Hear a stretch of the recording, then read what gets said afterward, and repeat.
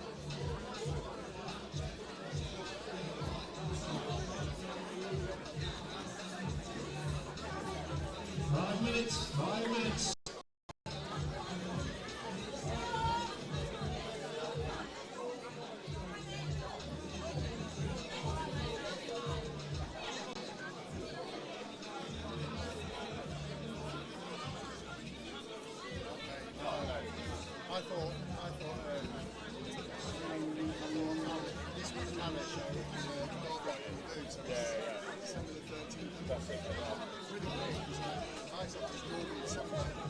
Oh, you do the hot roll? Yeah, so it's a season-long thing. Yeah. Days. Where's that? Oh, cool, okay. Nice. Well, their local team. Their local team. Yes, yeah. So they've got Championship, Premier League, which is like Steelers. Yeah. Oh, cool. I went to watch Panthers against Ringside. It was really good. Oh, mate, it's a good laugh, yeah. Yeah, nice. It's normally a Sunday fixture. They do like five Saturdays. Right, okay. Two of them back to back. Yeah. No, that's fair enough. Is he fan of anyone else, Jim? I don't know if he... No, I think I put me in touch with someone. Right. Very into it. Yeah. So like today with just went back to work. Yeah, that's it. Yeah, I'll have a chat with him. I like to make the streams and stuff off just on the screen, like just have, you know what I mean, just on a bit of a real thing, rather than just stream at home and stuff. Yeah.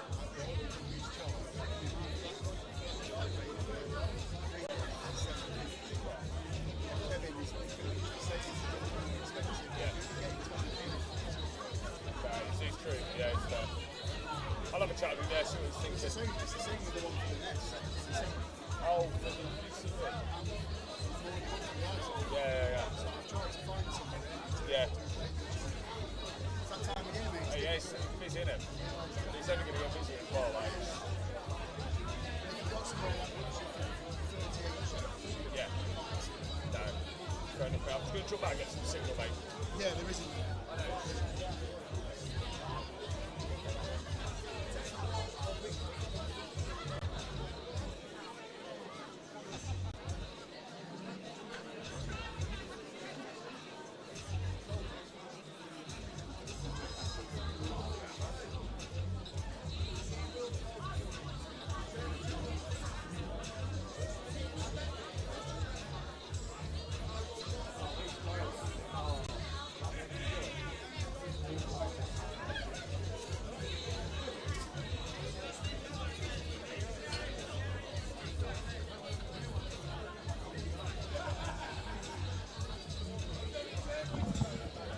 Ladies and gentlemen, boxing fans throughout the room, welcome to the world.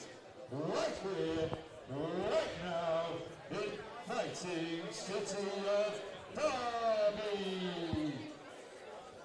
Ashton Promotions are proud to present a stacked evening of boxing, all sanctioned by the EBF.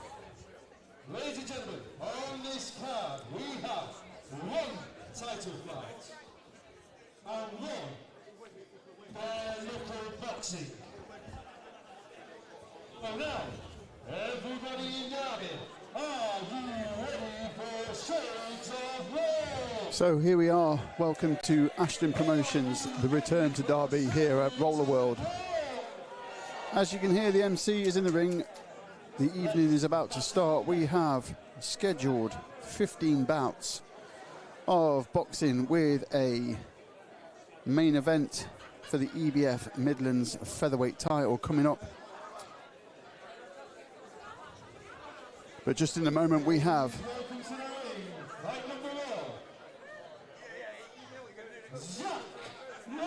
so here you go, Zach Ward makes his way to the ring.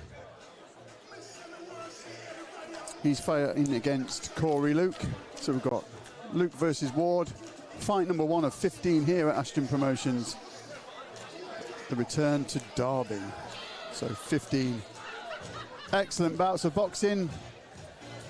We have got a couple of commentators coming up this evening to take over from myself. But we shall see what we can do. We've got Corey in the ring now, in the black shorts. Oh no, sorry, that's Zach Ward. Sorry, Zach Ward is now in the ring, in the blue corner. And Corey Luke will make his way shortly.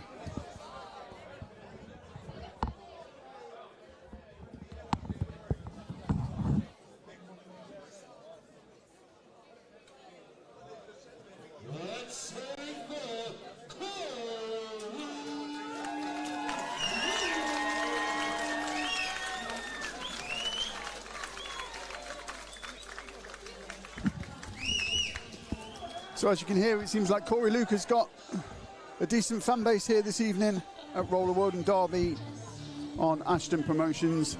We can just see him make his way off camera, making his way to the ring. Big round of applause for Corey.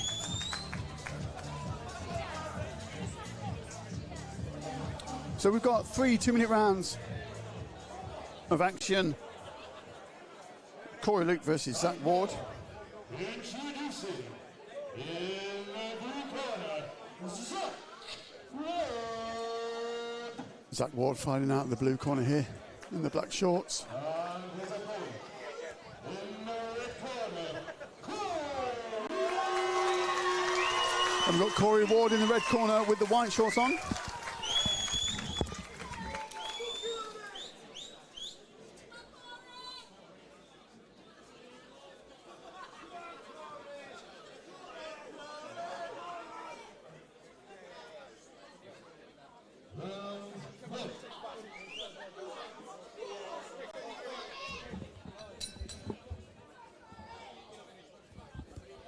So here we have it at the start of round 1. Corey in the white shorts starting strong. Big right hand there that landed. Putting Zach on the back foot slightly, but taking centre of the ring here is Zach. And a decent body shot from Corey there, Corey Luke.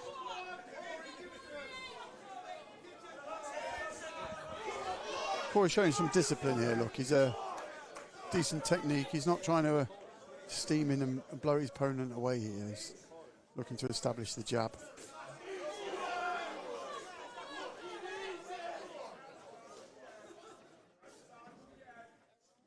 Zach's a little bit tentative to step forward because he's already, there we go, that right hand. He's already tasted that right hand, and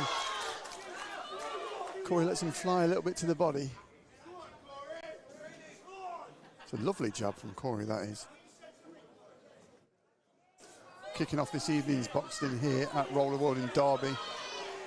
Ashton Promotions, Corey setting the standard in this first round. Rear uppercut there to right hook. Just swinging a miss there slightly. Oh, again, decent movement there from Corey. It's a good start. About 30 seconds left of this first round, and again, Corey landing that right hand.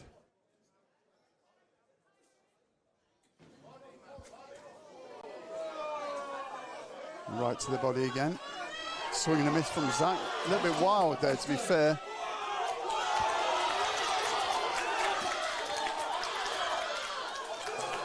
That's a pretty dominant one, I think, from Corey in the red corner, in the white shorts. I think that's quite convincing. Zach Ward putting up a bit of a fight towards the end of that first round.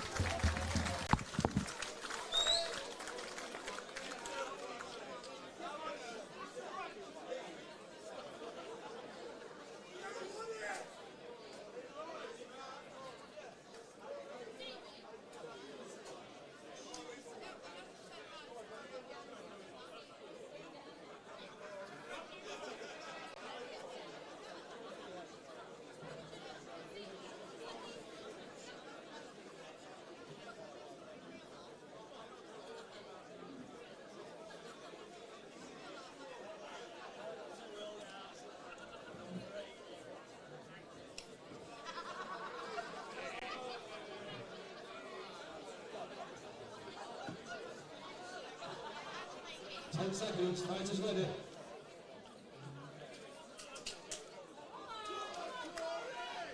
Seconds out. Round 2.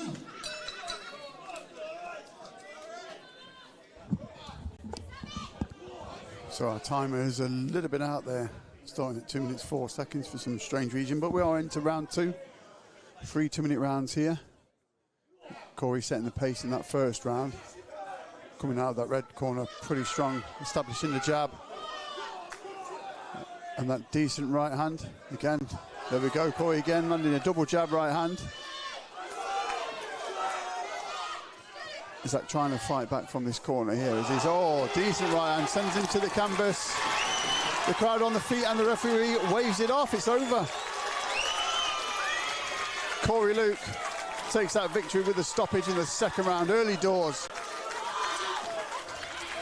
I don't know what Zach's complaining about here, but it is a stoppage. Fighter safety first.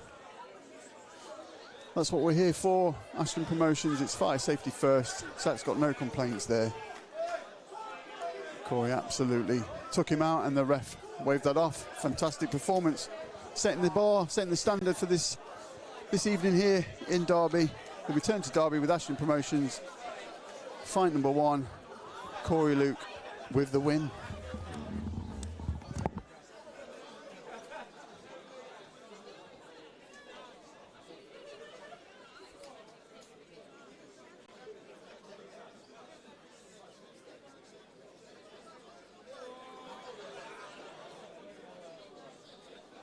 Referee has stopped the fight. No winner by KO.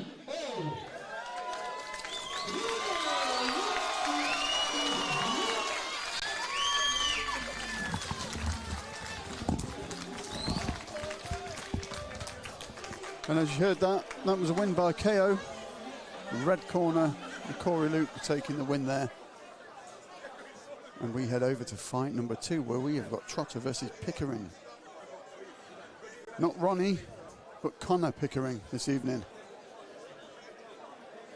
And I can see, I think it's Pickering, he's now just limbered up, ready to walk on. He's wearing the black and yellow shorts just off screen, but he should be making his way to the ring shortly.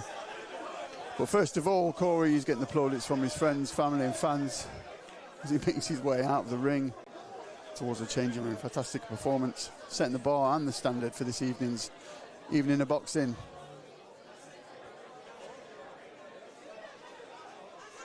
So we have got 15 bouts. We're on bout number 2 with a short interval after bout number 8.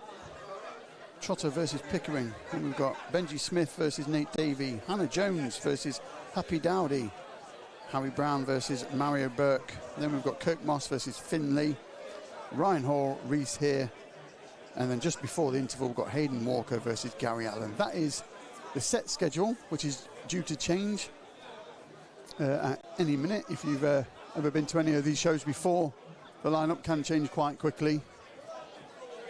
As you can see just on screen, we've got Ollie just chatting to the referee here, possibly with some amendments to the lineup, but as far as we've got it, Trotter versus Pickering coming up. Please welcome Connor Pickering.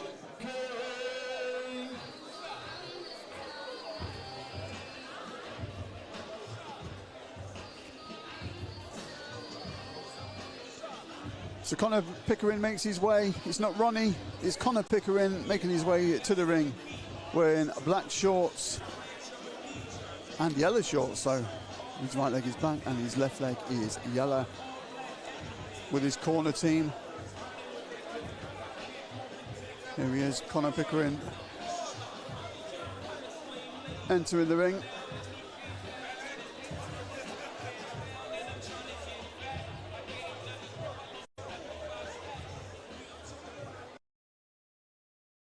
To make his entrance. Just getting the signal from the whip that Trotter is ready. Black vest, black shorts and blue gloves. He's about to make his way in.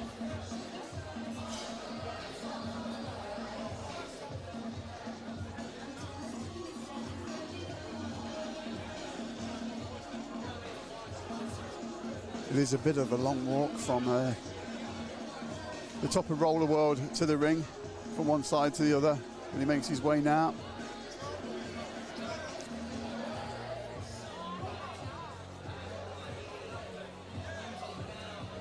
So bout number 2, Trotter versus Pickering. Pickering in the yellow and black, and Trotter all in black. Black shorts, black vest, and the blue gloves. Our next fight is 3 by 2-minute rounds. Introducing, in the blue corner, Connor Pickering. You're on commentary.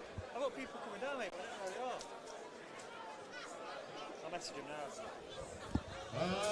Hey, who do I talk to about walkout music? This guy in the suit? Right, no, right on the stage. Yeah? So here we are with bout number 2 as the fighters face off and get their referee's instructions.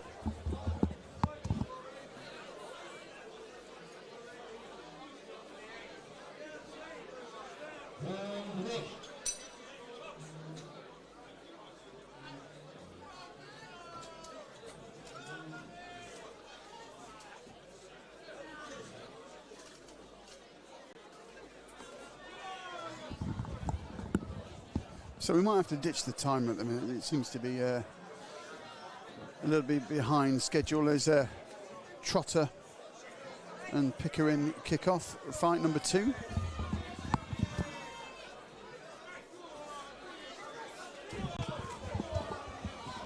There we go, it seems to have caught itself up there, but we're 30 seconds in, tentative start from both boxers.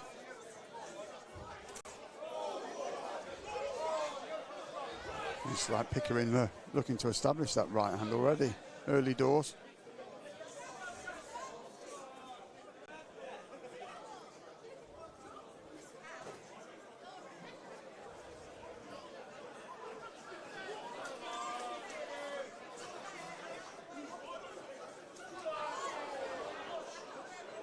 A decent exchange there. Both pretty, both boxers have got quite a low guard here.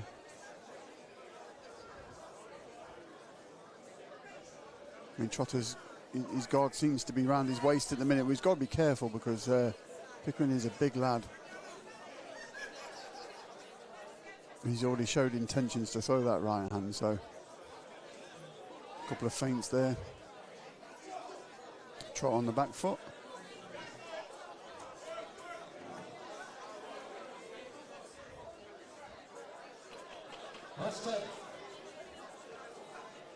Yeah, so our time is slightly off. 10 seconds to go. See, it's stuck there. Look. We'll probably remove that for the time being so we don't get any misinformed bouts. So we'll leave that off for the next few seconds until we get that timer working properly again. But that's the end of round number 1. And fight number 2 of 15 this evening.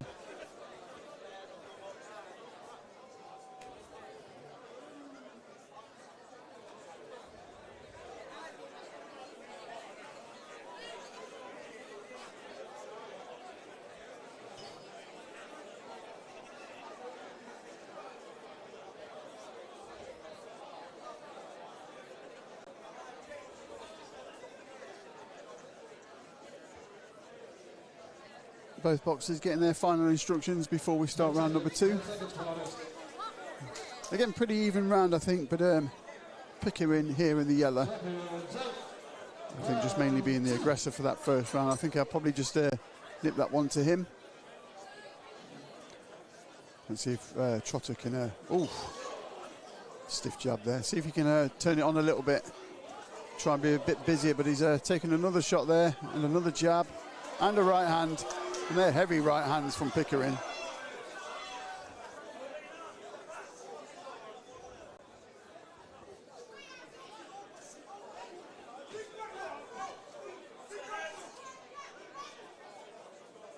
Got a clinch up here in this neutral corner. The referee separates them both. I don't know what Trotter's calling him on here, I think. So Pickering will oblige. If you call me on, we'll move forward with that right hand.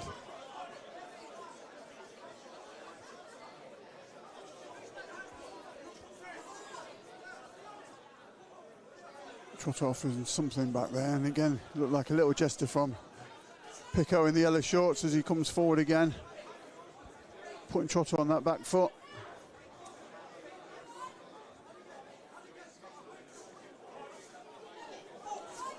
Decent jab, right hook, left hook. All three landed. Trotter just getting a little warning for the push.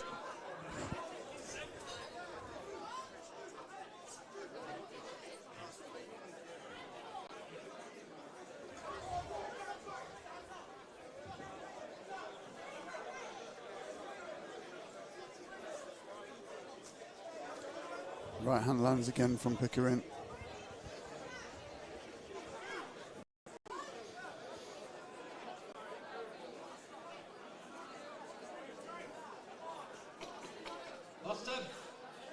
Again, that right hook lands from Pickering again.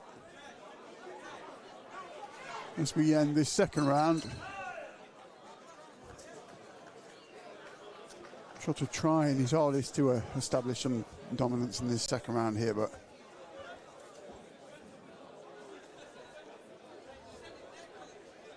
it's going to make for an interesting third and final rounder here, I think.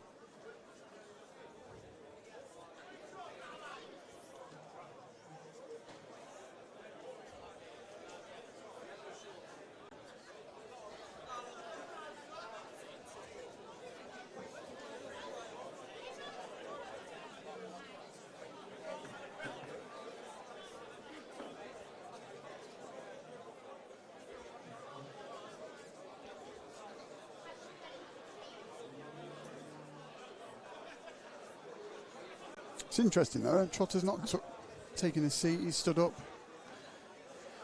between both rounds for the break, and Pickering has took a seat, took a load off, rested his legs, and Trotter's chosen to stand up for his break between rounds, taking on plenty of water. Third and final round coming up.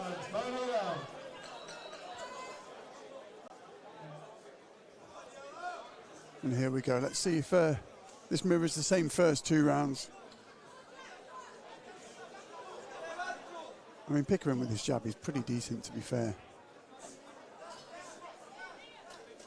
Trotter is trying to make a comeback of his own. Steams forward there with a quick combo.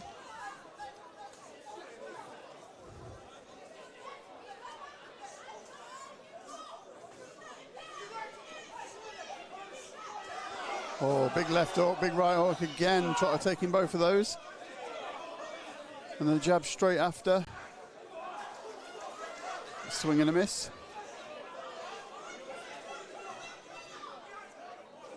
And Trotter's got his low hand still.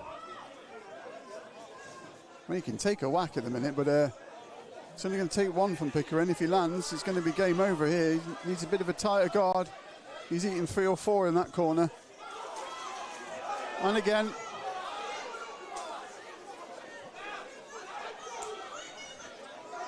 Left hook to rear uppercut again and again. That's the third one thrown.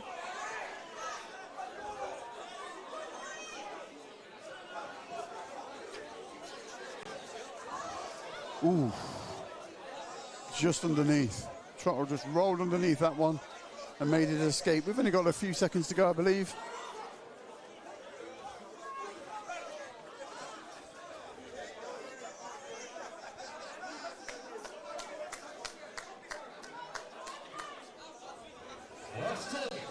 Here we go, last 10 seconds. Trotter trying to burst forward now with his combinations. Decent right hand there from Trotter. Just a little too late, I think, from Trotter. If he'd have done that early doors, he might have swayed this one. But I think my money's on Pickering in the blue, but I'm not a judge, not a referee. Let's see what their decision is. Fight number 2. Trotter versus Pickering. And as always, best medics in the business doing what they need to do at the end of the fight, checking over the fighters. Safety is paramount, giving them the once over.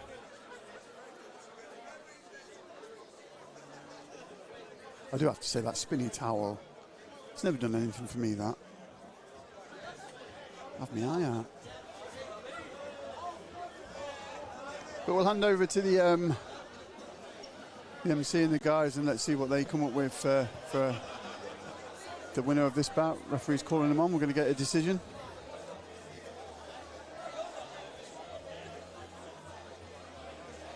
Ladies and gentlemen, let's hear it for these two boys. What a superb boxing fight. They are some dapper shoes from the MC. Bright pink. There we go. As expected, Pico takes the win. 3 2-minute rounds. The aggressor quite dominant for all 3 of those. Trotter just tried to turn it on in that final 10 seconds of the third and final, but it was too little too late. And we get Pickering taking the win with his tongue out. There we go. So let's get ready. Let's have a look.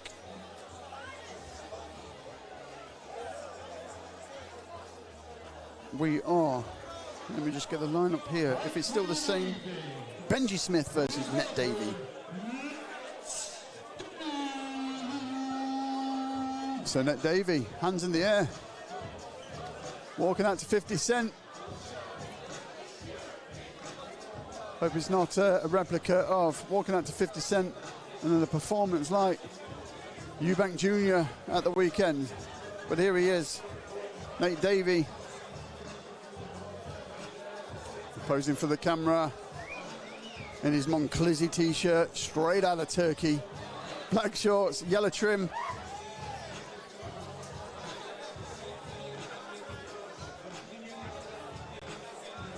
Into the blue corner. I've got the very same t-shirt. From my holiday in Turkey, I got a Monclizzy. I got that one and the polo shirt to match. 2 for £10. Anyway, we have now got absolute belter of a walkout tune. Benji Smith makes his way. Now, I'm not going to ruin it, but he has got some sort of headgear on, and I hope he keeps that on as he gets into the ring. But Benji Smith is here with his entourage.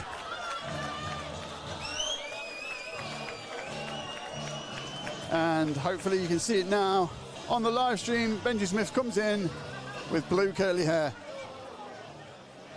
blue trim on his shorts. They've taken the hair off him straight away and put that at ringside. I was hoping he's going to fight with that on. So we've got fight number 3. Benji Smith versus Nate Davey. 3 2-minute rounds of boxing. Ashton Promotions. Return to Derby. Benji, I can see a lot of claps for Benji here. Seems like that he's got a fair few friends and family in the audience this evening as they take their final instructions from the ref. And then coming up, we've next got Hannah Jones versus Happy Dowdy, Brown, Burke, Moss, Coslow, Hall here, and Hayden Walker versus Gary Allen. But we go straight in here with Nate Davey not hanging about, with 100 shots to the body. Big right hand to Benji. 100 miles an hour. Nate is not hanging about here. Shaking his head. Benji comes forward. Nate still chatting to him. Benji throwing a right hand of his own. Real cut left hook from Davey. Benji Smith. Double jab right hand. Right hand again.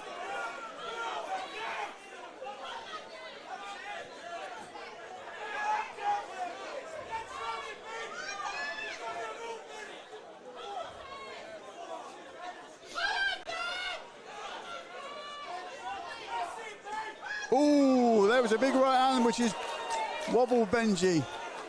Huge right hand, straight on top of the dome. Stuck Smith on the back foot. Gave him a little bit of Bambi legs, but the referee's counted him. 10-8, asked him if he wants to go. He wants to continue, he's fit to go. I think Davey's going to look for the finish here now. Look, switching to southpaw, big left to the body. Head hunting, big left to the head there. I think that was blocked by Benji Smith. You've got to be careful. He's got to survive this round and not be too reckless, Benji. He answers with a right hand of his own. Oh, and that was a good 1-2. Both of those landed onto Nate Davey, but he's looking to answer back. End of round 1. That was quite entertaining. Wasn't expecting that. Nate Davey started pretty wild, but then landed that right hand on the top of the dome, which put Benji Smith on the back foot.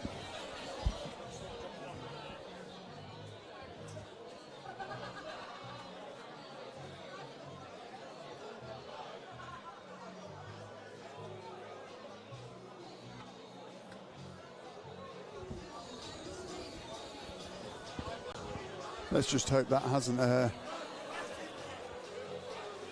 Nate hasn't just thrown everything and the kitchen sink at Benji Smith. But he's opting to stand. He's not choosing to sit down at the end of this first round. Benji taking instructions from his corner. Nate David loving life.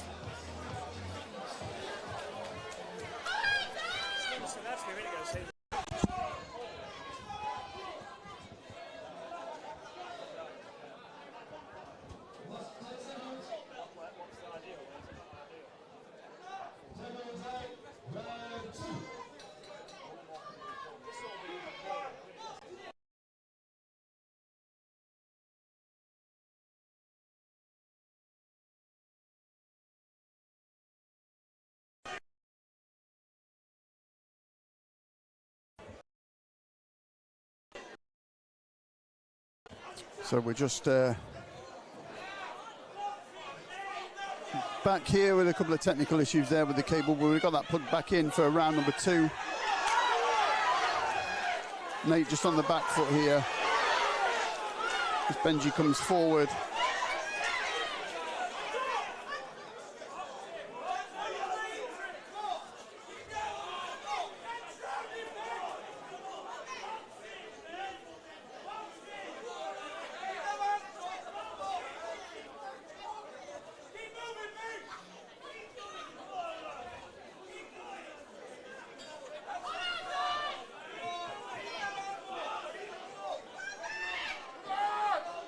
So both fighters have slowed the pace, but Benji lands a right hand.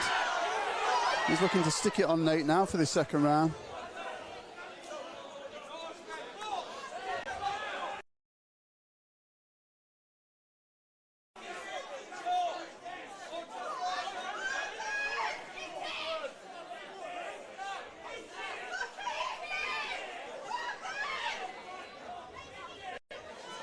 So as you can probably hear, got some encouragement from the crowd.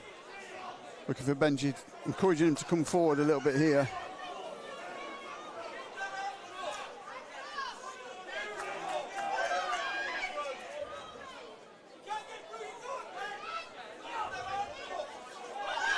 Benji putting a combination of his own together. But Nate is no slouch, he's got power in them hands, so just a little bit careful. End of round 2.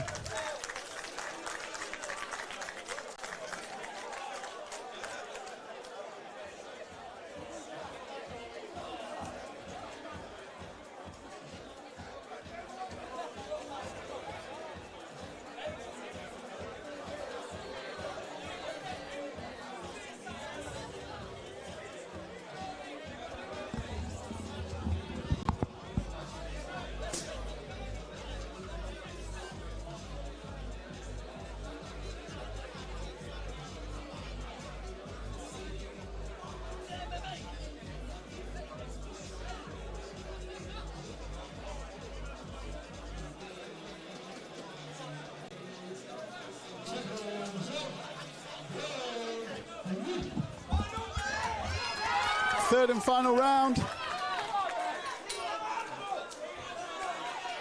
Who have you got your money on? We've got Benji Smith in the white gloves, white shorts, Nate Davey in the black and black gloves.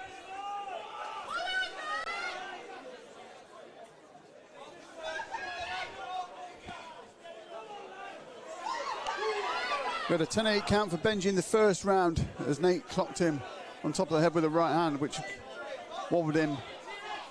Referee gave him a standing 8 count.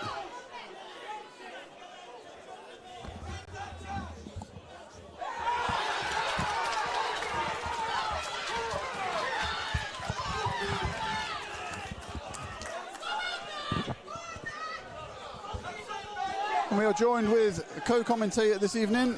How you doing? I'm good, thank you, Colin Knowles. Nice to meet you. So we're just in the third and final round of Benji Smith in the white and Nate Davey in the black shorts. Very brutal fight so far. It has been, yeah. Nate has stuck it on Benji in that first round, getting a 10-8 count.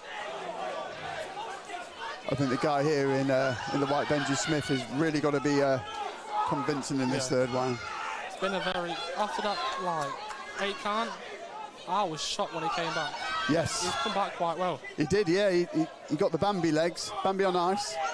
He's been out in the car park, I think, but he's recovered quite well, to be fair. And literally, I was shocked when I seen him come back from it. it's a decent shot as well, but he's coming back again now. But Nate has got power in them hands. He's got to be careful. Nothing too wild from Benji Smith now. Just keep working hard. There we go. There we go. Oh, the crowd are on the feet there. That was a knockdown hard. I think that was a body shot that sent Nate to the ground, I think. That puts us even Stevens. It all comes down to the last. That's it, mate, yeah. A knockdown each with 10 to go. No, that's it. Oof. What a round.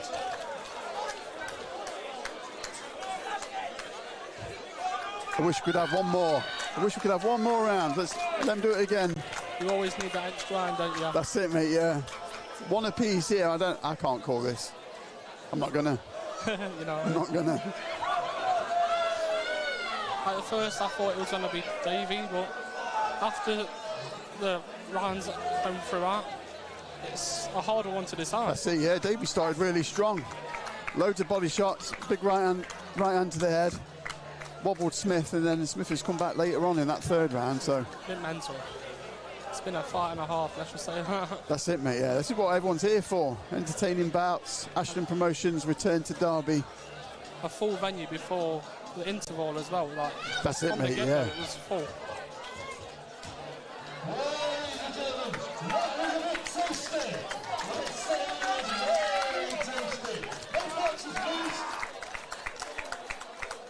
I don't know where this is going. Yep, I think that's a fair one. That is definitely fair. Yeah. The way Davey was in the first round, and then the second one, it was more of a mixture. That's it, mate, yeah, exactly right. Round, literally came at it.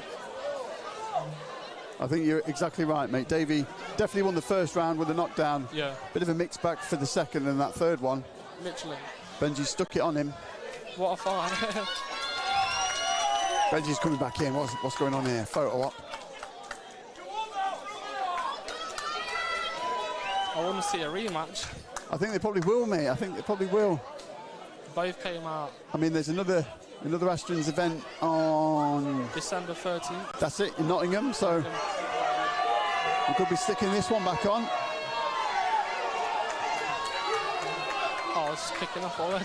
Lovely animated crowd, mate. Lovely animated crowd already. That's how you know it's boxing. But we've got Monarch security in the house, so it's all good. You don't get any better than Monarch.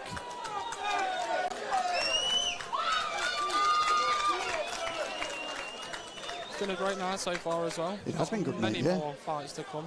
Well, like you said, mate, it's packed early doors. We've got Hannah Jones next, fighting Happy from London. Harry Brown versus Mario Burke. Kirk Moss versus Finlay Coslow. Then we've got Ryan Hall, Reese Herr, Hayden Walker and Gary Allen. Then an interval where we've got Martin Cross versus Zinedine Zidane. Josh Licence, Conor Leonard, Edwards versus Rids, Sloman versus Matu, Simpkin versus Jack Goddard Godfrey, Kane Wright versus Cam Rankin, and then we've got the EBF Midlands featherweight title, Don versus O'Gara. I'm looking forward to them all. Yes. One I can't wait for is the bare knuckle one. Oh, this bare knuckle is there? Yeah. That's the. I don't see it on here. That's the. Where are we? That's the 12th fight. Shane Slauman versus Brandon. A bit of bare knuckle. As soon as I seen that, I was like, damn. I didn't even see it, mate. It's not even on my list, so that'll be entertaining. I think if you're doing the bare knuckle, Shane Sloman and Brandon Matu, you have a couple of screws loose. Bare knuckle, Slauman versus Matu. They look like killers. They look like killers. I can't wait to see the ring after that fight. Yeah, they might need a mop and bucket. Gonna need something.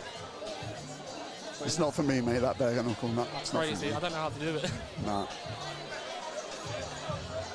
I'm so shocked to see such a packed out crowd. Mate, honestly, yeah, early doors, like you say. Yeah. Normally, it's about halfway through. That's it, yeah, you'll see after the interval, the other people come, for the guys that are supposed to have sold tickets, but it looks like everyone sold tickets this evening. It's a full night, and that's what we like to see. Exactly that, Very my friend. exciting night for everyone. Stepping up tonight, So Hannah Jones versus Happy Dowdy. Happy's made her way to the ring already in the blue shorts. And from behind the scenes, Happy's has only just moulded her mouth guard. Damn. She'd come from London, forgot to bring it with her, so we've been to the shop, bought one, straight out the packet, straight into the cafe. That could have been what I've got the mouth guard for earlier in City Centre. That's the one, mate. That is the one. So you, did you buy it? Yeah. Yeah, we got it for Ollie because Ollie rang me and then. So there we go. We got it sorted literally. You're now the. Because Ryan Peake was already here, and then we went back to the City Centre. So you're the unofficial sponsor of Happy Dowdy this evening. Basically. Keeping her teeth in check. And it's also nice to see a few of the influencers on this card as well. Yeah, so I've heard. Yeah, I don't really know her myself, but I've heard that she is a bit of a social media influencer. TikTok? Yeah, possibly, yeah. But yeah. You've got C-Race, who's an artist as well. You've got Zidane, which is Zidane's on there. He's an influencer as well from the magazine. Okay.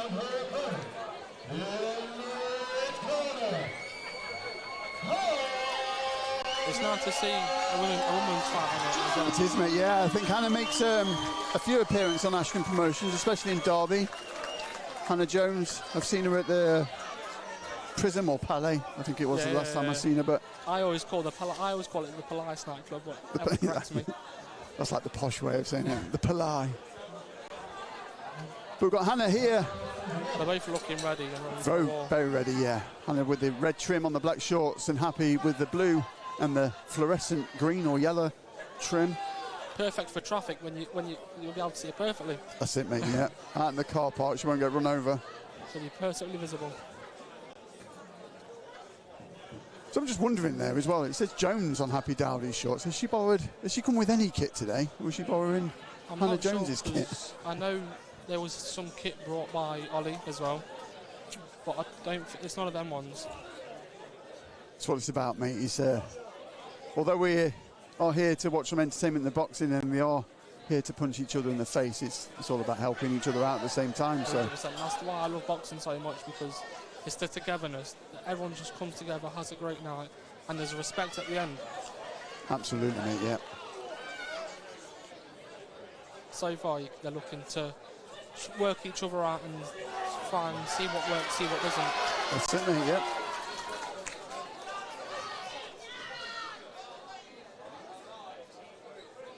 They've got a very good guard on them, making sure they're calculating everything and making sure... That's it, mate, yeah, nothing too wild.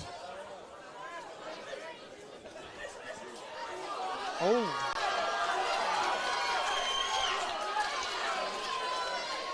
Hannah's coming out with some...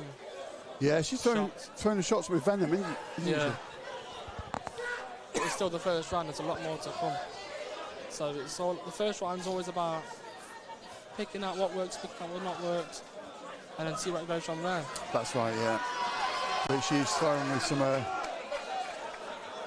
with some dominance and some bad intentions there onto Happy. Got a few seconds to go. She's keeping that jab strong, making sure she's not too close to her. So she's keeping the distance, which is good. And making sure when she punches, step back. Yeah, she's got some decent movement on her. Because that's what you don't want to do in boxing as well, you don't want to overextend. That's it, mate, yeah. Not only exerting yourself more, but you could potentially cause a dislocation.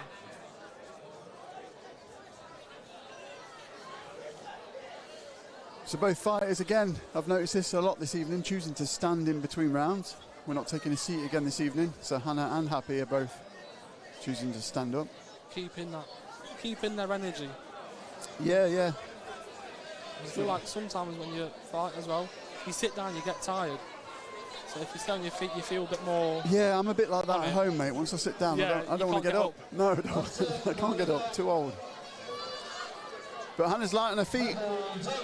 She looks ferocious. She looks ready. Is this going to be a strong second round now, do you think? Establish that dominance again. Ooh. What? Both coming out guns blazing. Hannah's really putting it on her. Yeah, he's standing 8 count there for your sponsored fighter.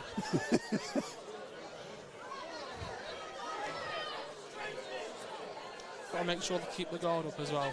That's one of the strong things to do when it comes to boxing. You've got to keep the guard. That's right, mate. Especially when someone like Hannah's coming at you like that. You've got to make sure you're not only guarding yourself, but giving something back.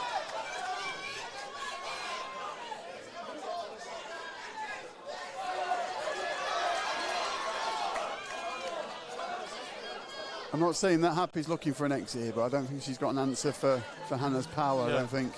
It's one of those ones hard to catch up.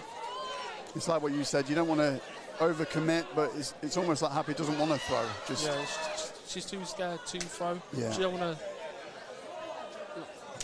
It's one of those ones where some fighters that they're worried about throwing a punch, but sometimes you got to throw a punch to get a punch. yeah, exactly that. I think she's just too. There we go. He's called it off. I think she's just too afraid of the count. I think there's too much power. And I didn't give her a chance to get that rhythm in.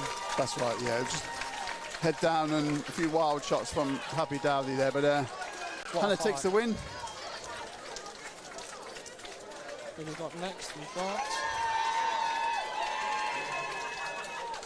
got Harry Brown versus Mario Burke after this. Bout number 5. So we are flying through these this evening. A couple of early stoppages. Yeah, definitely.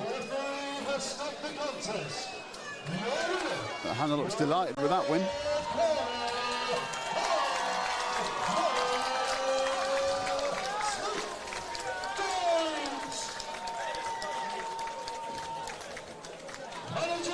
Hannah Jones takes the win from London's Happy Dowdy. Coming all the way from London. Damn. I know, yeah, it's a long way. But I think that's the thing, though, especially at this level, it's really hard not only to be a female boxer, but to fight somebody that's a similar size, similar weight, similar experience. It's hard to find. Really hard, yeah.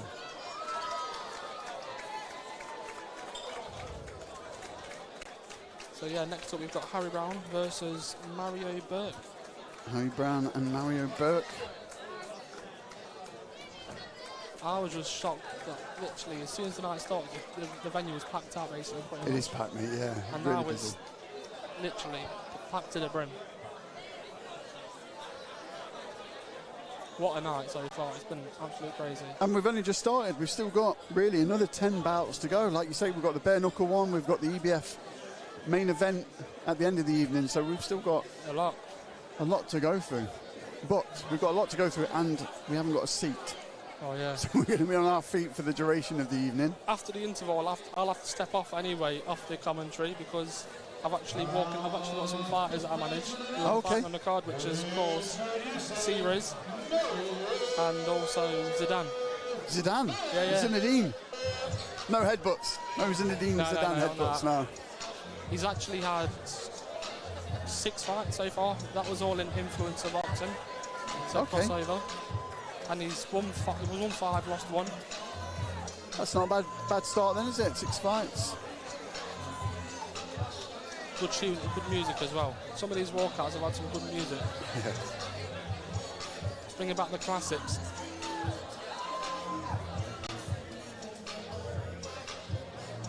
So is this Harry Brown that's come out already, or is that? Yeah, I think maybe this will be. Mario's walking out now, so yeah, Harry's. Oh, so Harry Brown's coming out now. So this is Mario. Is that Mario? That must be a change. I'm sure that's not a Mario. I thought I said Mario's just coming out now. But on the thingy, on the one in order, it says Mario's coming out first. That's right, yeah. So there's been a bit of a switch around of walking out first. And yeah, maybe that's what's happened. I think the MC's read it like what we've got it as well.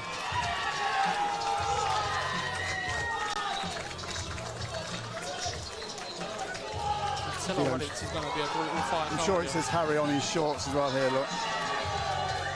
But this is Harry Brown, and that is Mario. That's the good thing about shorts, you can always find out the name somehow. That's it, mate, yeah. If in doubt, check the waistband. Yeah. One way or another, you'll find out. So yeah, he's got the Mike Tyson shorts on. I'm sure it says Harry on the front. Yes, that's Harry, yeah. Yep. So it's been switched around, I'm guessing. Yeah. So 3-2s. Yeah, Mario. We've got Mario in the red shorts here in the blue corner. Harry Brown with the Tyson-esque shorts. And the black gloves in the red. Harry's got a big fan base this evening, just to the right of us. They're all on their feet with their phones out. I've noticed quite a lot of them so far. They've all got a turnout. Great turnout, yeah. A Saturday evening, Roller World in Derby. Couldn't be more perfect. And here we go, round one.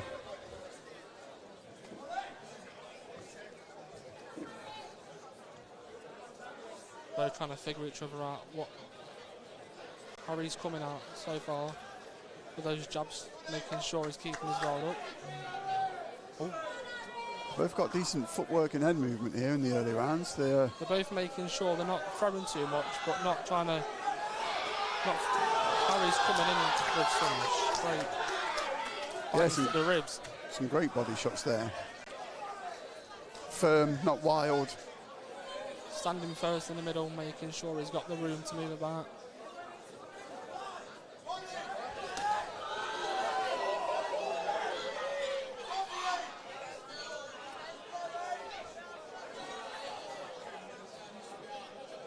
Both sizing each other up, seeing how close they can get in without how they're both throwing. This is the part of boxing I like. You know, it's a bit slower, but it is more technical. More technical, more like chess. You know, you throw, I hit you back, and there's always in boxing. There's those fights where you've got to take a shot to get a shot, and with this one, that's where it's showing. You've got to take the shot to get the shot. Yeah. Good bit of matchmaking here, I think. Definitely. Harry's got him in the corner again. Mario's doing well though. He's moved away fast. Brilliant exit out of that corner. Landed some hooks to the stomach and made sure he can move out so he's not all budged up in the corner, which is good to see. That he's not just stuck in the corner. And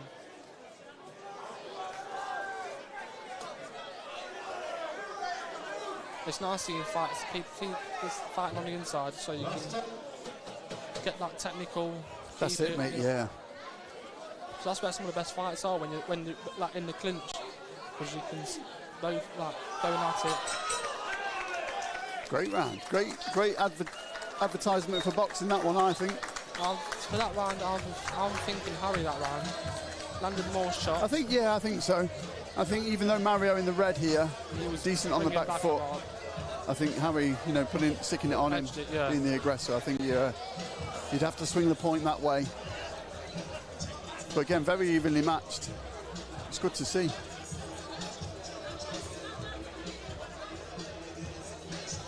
I've noticed that Harry's actually sitting down and Mario's standing up. I think he's the second one that I've seen sit down. There was Pickering earlier that sat down, but he was a big lad, so I don't blame him for sitting down.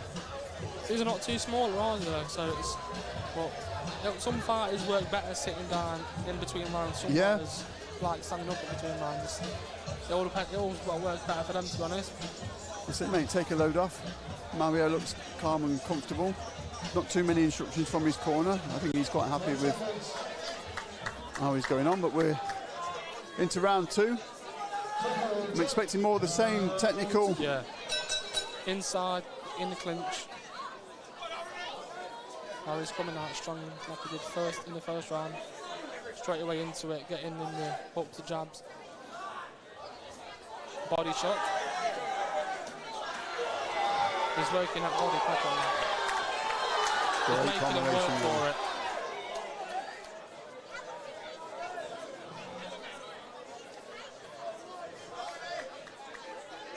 Now Mario is centre of the ring, taking control. Can he keep with the control? It's a different thing. Looks like Harry's he's just gone up a gear though, I think. Harry now with his aggression and his stalking. Yeah, he's got into his rhythm. Yeah. I mean, Mario's still decent on the ropes with his back on the ropes and on the back foot.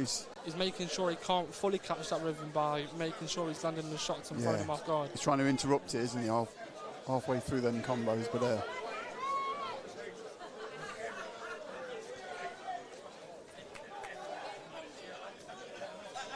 see them both smiling at each other and just laughed at each other. But sometimes that is just the appreciation of both being very technical, and you go, yeah, you got me that time, well done. Showing respect, which is what I love about the sport, is there's always that respect culture in the ring.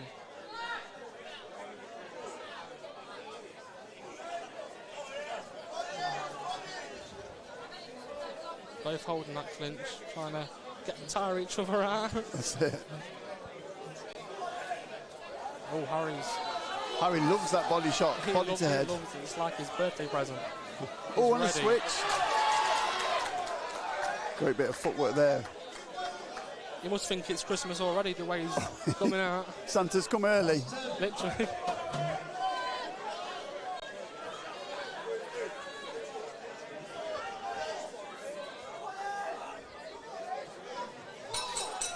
Good round again. I mean, if you're armchair, neutral, you know, it's not, it doesn't seem the most exciting, but, you know, for boxing purists, that decent 2 rounds, that game of chess. I feel like with that round again, Harry's just edged it again. I think, yeah, I'd have to agree, mate. Landing the shots, pulling back, taking centre of the ring, doing well in the clinch as well.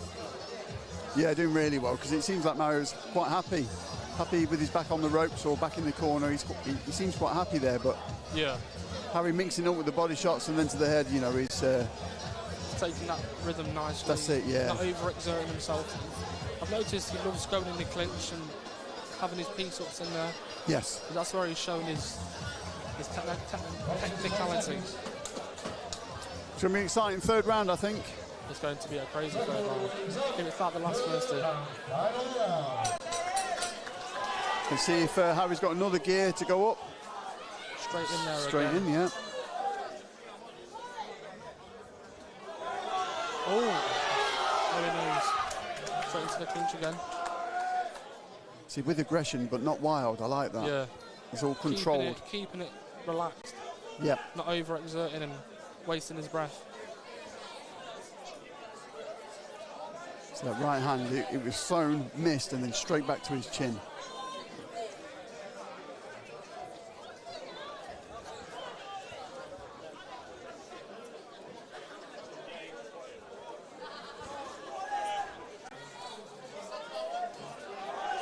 Back again, but Mario, this is where he likes it, look. As well. Making sure he's not getting much taken on him.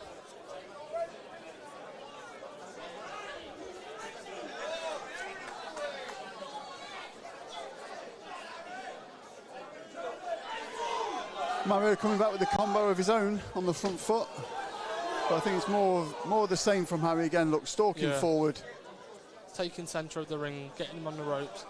And then, straight to the head, stomach. Yeah, Harry's just picking his shots now, look. Again, I love that little shuffle. That little angle change he does at the end. He's done that a couple of times now and caught Mario. I think he knows what's working and what's not. It's the switching up. You see the switch again then, yeah. The footwork just to throw Mario off there.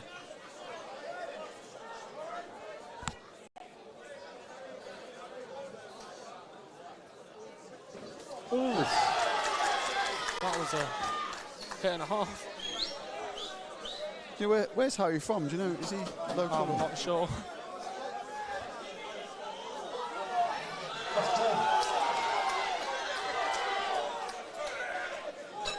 Look good old Well done, boys. What a fight. Well done, boys. Well deserved of that round of applause. 3 rounds of very good and technical. Yeah, very high-level boxing, I'd say. You know, there were no wild shots there. It was all controlled violence, I would like to say. I even seen the last round both smile at each other when they landed a good shot on each other. Mutual respect. But I think with Harry celebrating, I'm comfortable to say that was he's nicked all 3 rounds there. 10-9, 10-9, 10-9. I think. I say it's been a comfortable 3 rounds for him. Yeah, definitely. Never looked troubled. Always looked controlled. I mean, Mario's no slouch on the back foot. You know, he wasn't beaten for 3 rounds. You know, he was kept coming back and giving everything, but still not exerting himself. That's it. He still had an answer, and still, you know, caused Harry something to think about. It wasn't all one-way traffic. Yeah, second and third round, I see Mario put a lot more into it than he did in the first round. Yeah, he definitely showed more power, more strength. or Yeah, I heart. think so, mate, yeah. Whereas the first round, it's always about figuring out what's happening. Put your hands together for the Bucks, please. Well done, boys. Your winner from the red corner. There we go. As we thought, They fought very well. sold a few tickets as Harry, and they're all on their feet celebrating over here. I hope they're not live streaming Straight that. over to the... There we go. that celebration. Well deserved. Definitely. Put on a clinic, I think, did Harry. It's nice to see that Mario's wild up still when walking. That's it, mate, yeah, well. Proper boxer is Mario. Kept safe. Threw some questions at Harry, and Harry had the answers, didn't he? So Yeah, definitely. So There we next go. We've got Fight number 6. Kirk Moss versus Finley Kozlow. So I'm not sure Finley if I pronounced that right. will copy the MC, and we'll say Kozlow as well. Finley Kozlow is next. Just looking out for him. I can't see him just yet. Oh, no, I can. There he is, in the black and white shorts. There he is. Yeah, I was black and white shorts. So Finley makes his way to the ring now to, if we're talking about walkout songs, which, What a walkout song. Lady Gaga, ain't it Lady Gaga? yeah, he hasn't Yeah. chose this, has he? He couldn't have chosen this one to walk out to. You but never know. Lady Gaga.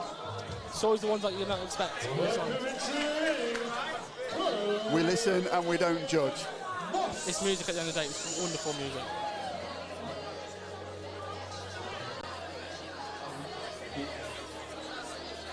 Kurt Moss is next, making his way to the ring. Again with black shorts, red gloves, Black and and white, yeah. all of the lights.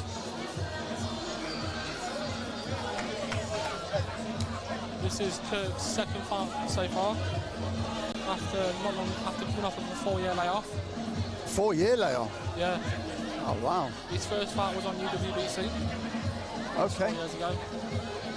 Although they didn't go his way, he's looking to make a statement now. And Okay, I see. So he's had some time off, and he's coming back to face Finley. Kozlow here. Black gloves, black shorts in the blue corner. wearing a traditional Adidas shorts, Kirk Moss is.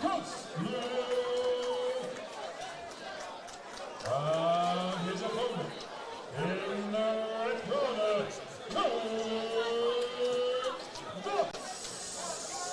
Kirk looks. Cool. Right. Yeah, looks ready, doesn't he? For saying he's had a 4-year layoff, he looks like he's finally ready to come back. So again, it's definitely one to watch as well. let's see what happens. Instructions from the referee, and we are off. Finley using that wide stance there, trying to establish his jab, but Kirk just keeping the guard, making sure he's not getting hit in the face. Ooh, oh, I don't know what happened there. Was it a bit what of you're a slip? proposing then? I don't know if that's a bit of a nervous energy there from Finley. Look, you know, like that. You know, the big swing onto Yeah. one foot, knee up there. Yeah, this is a Oh, did back turned. the ballerina took well then? I think the slip, the knee up, and the spin just shows that bit of inexperience there, I think. But again, like you say, if Kirk's only had one and he's had a 4-year layoff, I feel like Finley needs to keep that guard up when because he's too busy running without having to keep it. yeah, I mean, you don't want to lose all your energy too much, do you? I don't know what's happening there. I think he's hurt his elbow or Finley is signalling to the ref that he's. has he dislocated his arm? I'm not sure. I think there's an injury. Medics are at the corner. CS Medics here in Ashton Promotions, just having a look at Finley there because he's complaining about something, wanting to stop that fight as he spun away from that corner, and it's off. Oh, it's off. So again, like what we said earlier, like what you said, you know, hyperextending your shots is probably hyperextending that elbow. It's probably the biggest injury in boxing. Yeah, you're is flicking your arms dislocation, around, yeah. overextending and your arm locks, and it's not the best feeling. I don't know if that was on the spin or the fall over or the knee up. Or ball free. But it's accumulated into an injury to his elbow, his arm. Disappointing for Kirk, really, after a 4-year layoff. He didn't really get to show. Yeah, you just want to make contact with somebody, and because he's not really showed that ring rust. That's it, mate. A chance to get into it, or want to be a bit competitive. You know, even if you take a few shots back, you want to get in the ring and get those. You want to get those few hits on you to get you in with it. There's nothing more frustrating, I think. I mean, it's an injury. Do you know what I mean? It's not like he's not turned up or backed out. You know, he's just an unfortunate injury. Unfortunate injury, mate. Yeah, but I think it was going to only go one way. I think Mr. Moss here in the red gloves would have probably have stuck it on him. Yeah. If not in this first round, but certainly in the second and the third. I bet Kirk is upset they didn't get to show something. That's it, mate. You know yourself. You come to these events, you turn up before the doors are open for your medic. Sometimes you weigh in, same day weigh-ins, and you've got waiting backstage. He's probably been here since 4 o'clock, 4 o'clock. Well. Must have done some damage. Yeah. Bless him. That's a shame, all that time, and then a win's a win, but it's not how you want to win, is it? Especially after a 4-year layoff. Yeah.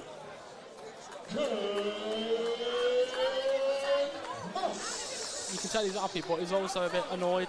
Yeah. He didn't get to show what he's made of. I bet he's secretly fuming, mate. I think Kirk's training very hard, ladies and gentlemen. I think just like the MC says, you know, he's probably put the work in. And he's had that many pull-outs because we've been looking for an opponent. I've been looking for an opponent for him for the last few months, about the last month or so. Yep.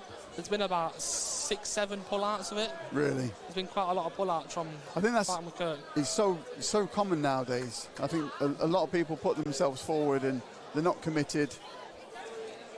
Yeah, I got the message from Molly yesterday saying you've got the Kirk and opponent. I was like, glad to hear, because me and him have been going through hell trying to find Kirk and opponent this last few weeks.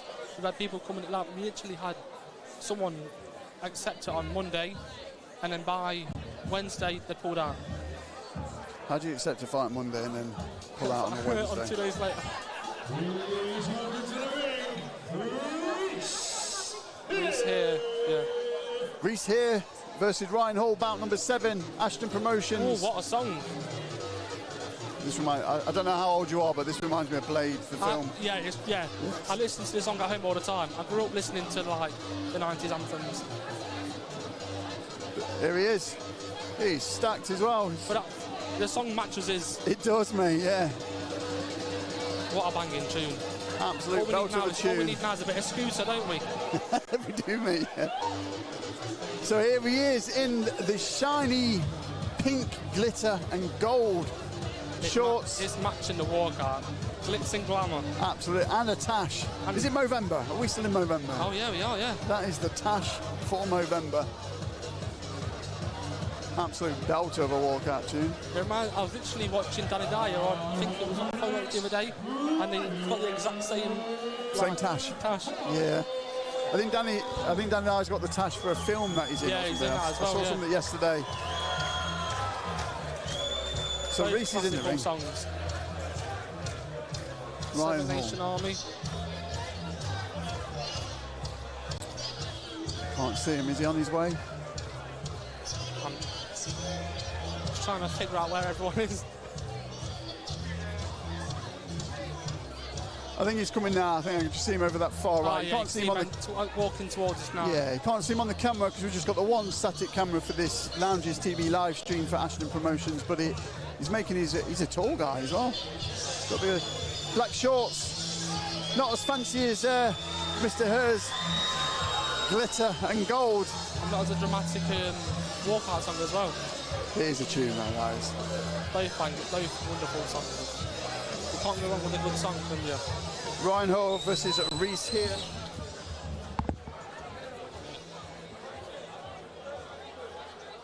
Both lads looking ready. We're going to see definitely a slugfest and a masterclass at the same time, yeah.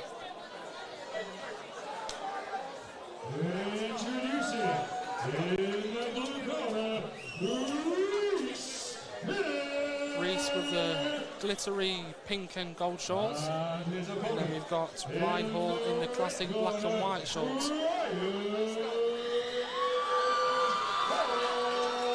Definitely a crowd turned out for Ryan. Near the vibration.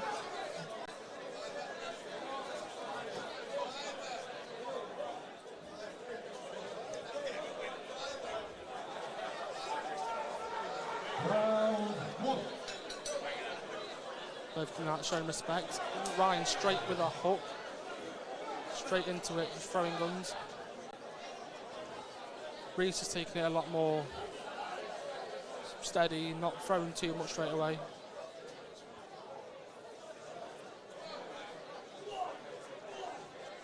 A hook and the overhand then from Reese, but Ryan's coming back with the jab and keeping him away from him, keeping him at a distance, arm's length.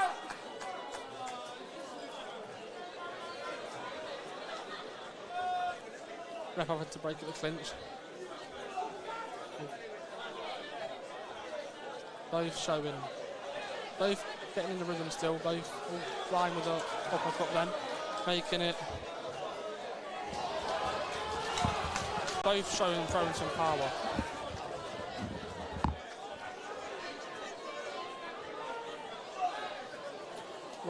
Reese is coming out, throwing that haymakers. Ooh, Ryan just pulled him around and efforts had to separate them because of the pull.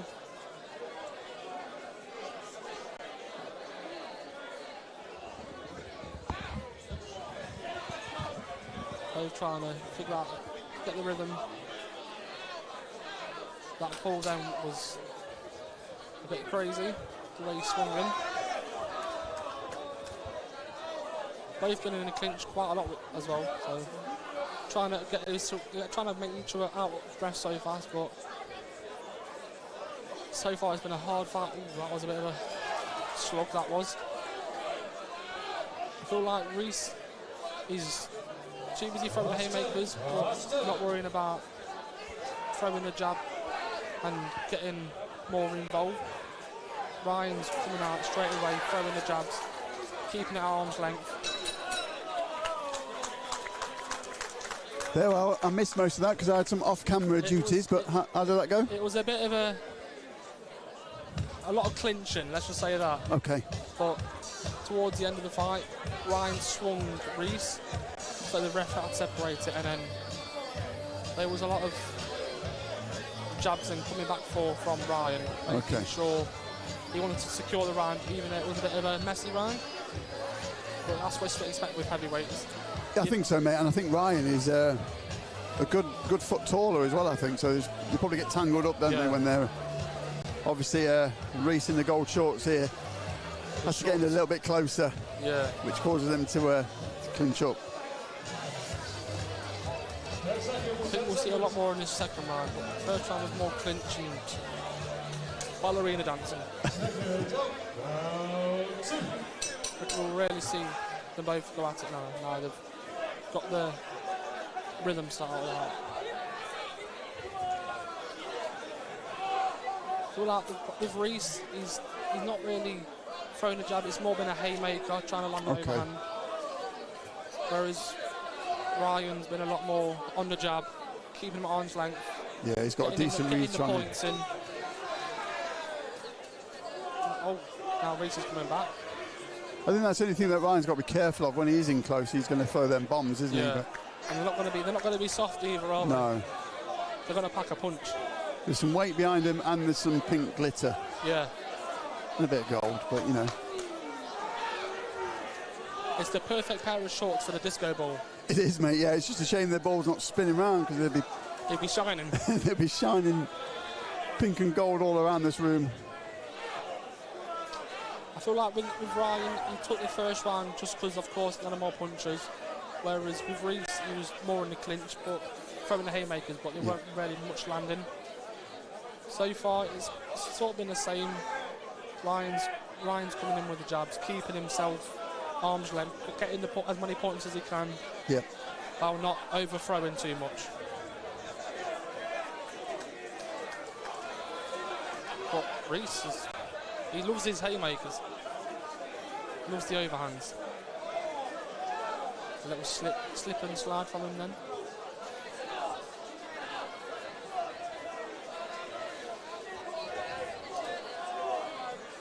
I reckon Reese will do well in BKFC, bare knuckle. Well, that's initially that's what I thought it was when he come out. Yeah. We didn't have gloves on, and I thought we've got another BKB we didn't know about. Here we go again. Look, this is where Ryan's got to be careful. Look. If he lands one of those haymakers, it's sleepy. Yeah.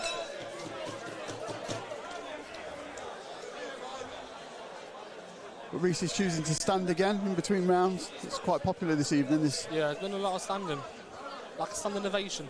It is, mate. Yeah.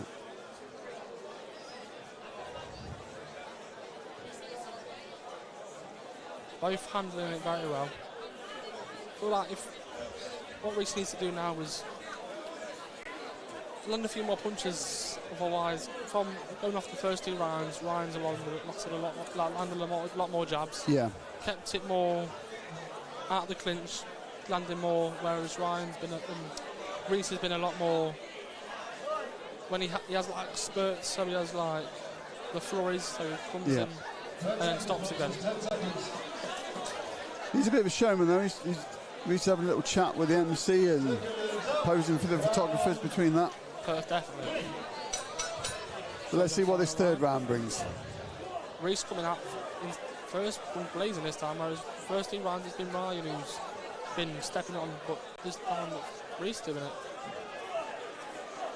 But I feel like Reese needs this round, so I think he needs to land at least a knockdown or standing 8. Yeah, I think just to get it somewhat back to the middle ground. Just difficult, like even then with Ryan just framing the length of his that. Yeah, it's the reach as well. Yeah. A tough day at the office for Reese, I think. Fighting that long range, taller opponent. It's like Tyson Fury style. This is it, mate. Yeah, Reese has got to get in and not showboat so much. He's got to get on inside and. Especially when you're down on points. Like here now, he needs to unload. Problem with having in a small fight is trying to get too much for the head. It's going to be a harder one to reach. Focus on the stomach, I'd say. Focus on the rib shots and that, I reckon, because of his height.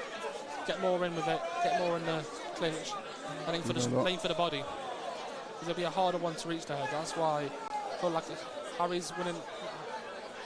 Not Harry, Ryan is doing better because he's got that reach on him, so more of a target to hit. Yeah. Whereas I feel like Reese needs to focus more on the body. That's what I think he would do best.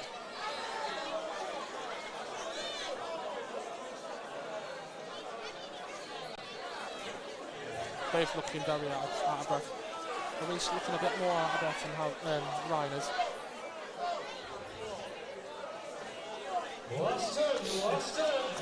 Wants to meet him in the middle. Reese is asking for him to come in the middle, look. But swing and a miss, even though he asked for it. You can tell they're both having a bit of fun, can't you?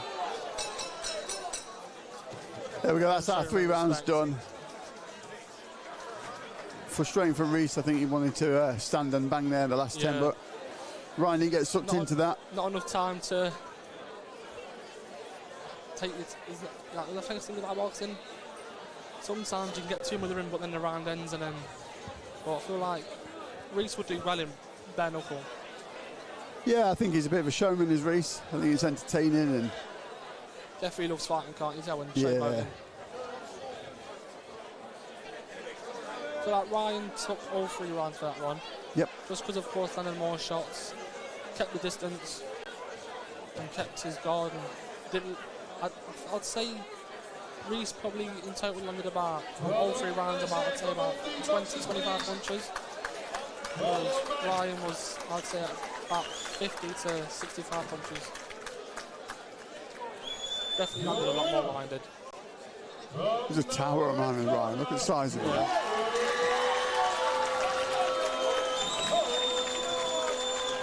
That's all about financial respect. Both smiling. Both got to go into the families. Happy. That's it, mate. Yeah. They've had a good Saturday night out. Get himself a beer now, I think. Yeah, definitely. Definitely going to have a good drink after that. I think Reese might have a bag of chips. I'm not surprised. He's not the only one. He's not the only one, mate. And the hardest thing is, Rollerwood Derby is built on and next door to the Indian restaurant next door. So as soon as you turn up, as well. I'm starving. So we've got one more fight before we get to the interval. This is Hayden Walker versus Gary Allen. And I think at the interval we've got one of them auctions where we'll put the headsets down, I think, for that. After this fight, I'll have to step off and You're off. go and sort some fighters out. I'll be talking to myself then. But we've got, after the interval, we've got Martin Cross, who I've seen fight quite a few times. The fighting bus driver. He's got 15 fights, if I'm correct. Yeah, Martin Cross, he's got a head like he's been chasing parked cars, but he's he knows how to throw down, does Martin. So he's got your boy Zidane, has he? Yeah.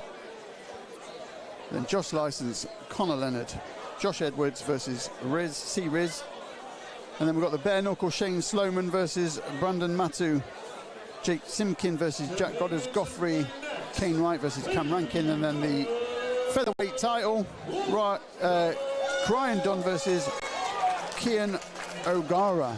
Oh, it's a bit of a tongue twister, the main event. Yes, mate, yeah, I should have put my readers on. Ryan Dunn versus Kian O'Gara, yeah. Here we go, a bit of a Nigel Benn tribute here with the dangerous walkout tune for Hayden Walker. What a song. Absolute tune, this one. I was expecting his opponent to walk out to 50 Cent.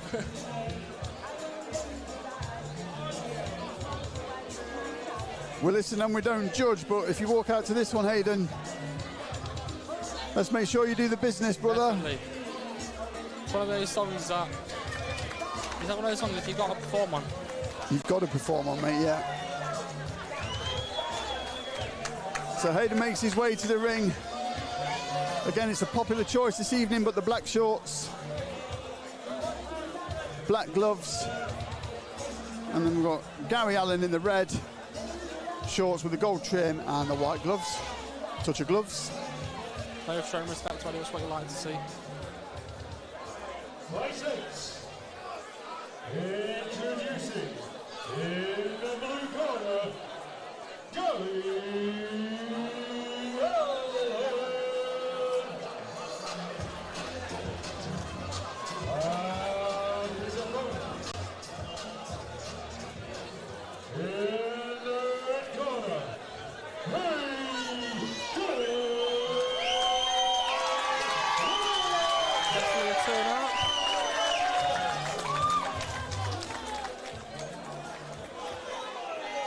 He had quite a crowd reaction then. Just taking the final instructions off the referee and touch gloves. And we start round one.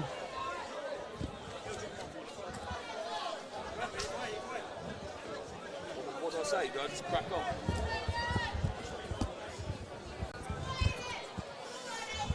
Hello everyone at home, this is Ryan from Awesome. Walker then with the live hand. It's two good fighters here. Yeah, both taking centre. Trying to keep the distance as well as get the rhythm in as well.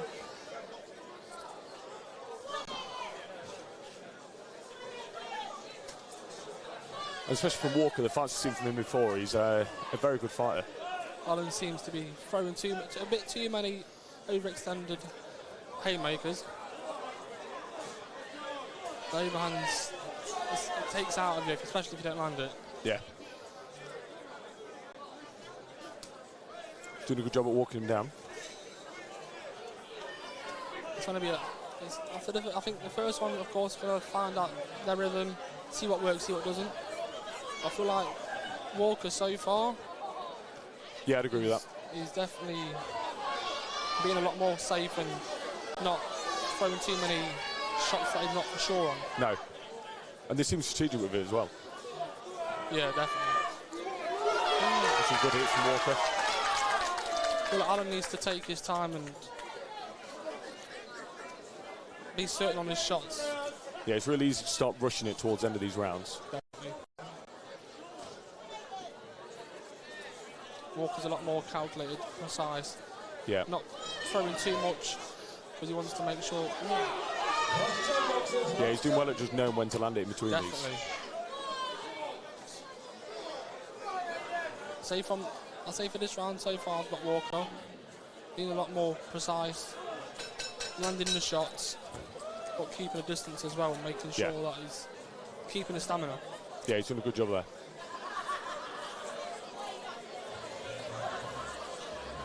So yeah, perfect. Yeah, from our side, just a big thank you to Ashton Promotions. So from Awesome, we are representing them for the sponsorship tonight.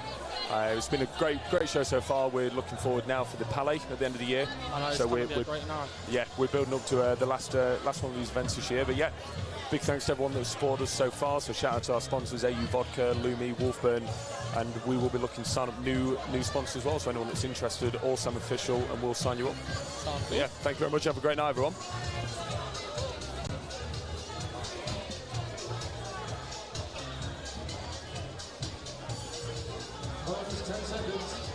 So far, I'd say that round, Walker comfortably had that round. He was a lot more calculated, taking time, landing the shots, keeping the distance. Allen was a lot more sloppy, not thinking about what he's doing, whereas Walker's been a lot more precise, taking his time, making sure he's landing the right shots, and making sure he's sure with the shot before he's taking them. Yeah, Gary Allen in the red and the red shorts with the white gloves seems very wild with some of his shots. Swing and a miss, but you still got to be careful of them because definitely it'll be one of those where Hayden doesn't even see where it's come from. Just like that, and you get clipped. So he's got to be careful here. As much as he's not as clean as Hayden Walker, but the messy ones, if they land on top, they're on top. You've got to be really careful with those. I think he's lost a bit. I think he lost his leg then. See, again like that, just as wild as it is with that right hand over the top, left hand over the top again from Gary Allen. Hayden just got to be careful here.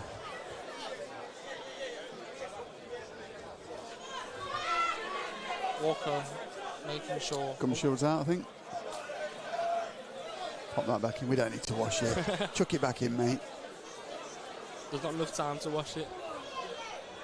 It's one after the bare knuckle where you might want to have a bit of a rinse. Definitely. Might want to rinse it off then. It's going to be a frustrating one, this one from Hayden, because Gary's not doing the clinical boxing, double jab right hand. Punches in bunches, and they're coming from all sorts of different angles, but you still got to be patient, not... You don't put too much in if he's not doing much. You want to save your stamina. I feel like Allen's in the first round and came out was it too much.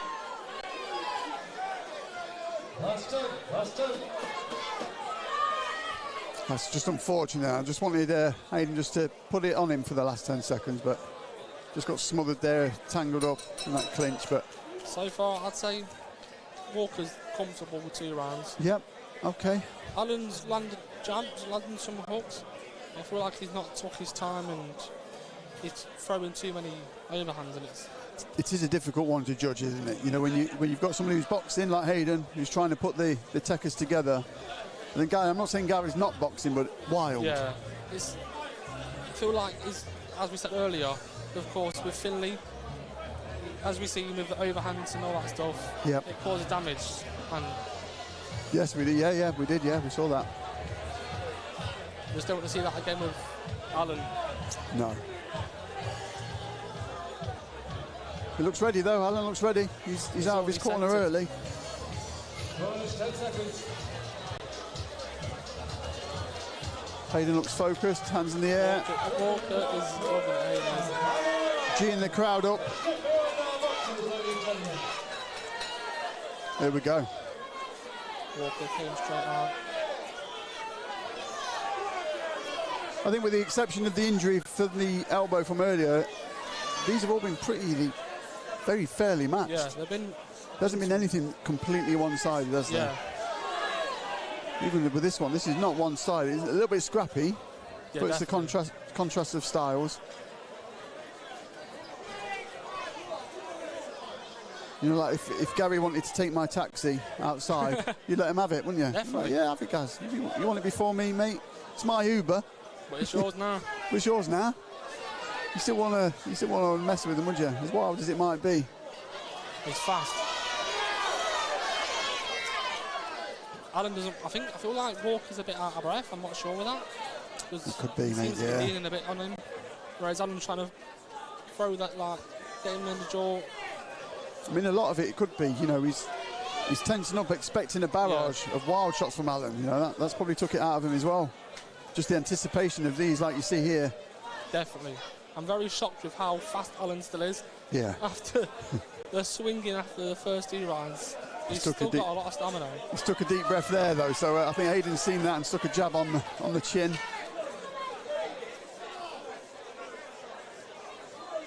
Swing and a miss from Alan. That one was wild. Alan, he's just not wasting any time, is he? He's not, mate. No, you just. If Aidan could just land a straight shot now when these wild swings come in, might put a full stop on that Alan combination. Last 10 seconds. You can tell they're both get a bit out of breath. Yeah. Alan, Tough one to score that. I'm not doing it. I want no part of picking the winner. I feel sorry for the ref has to pick the winner. Yeah, it's not one I'd want to make.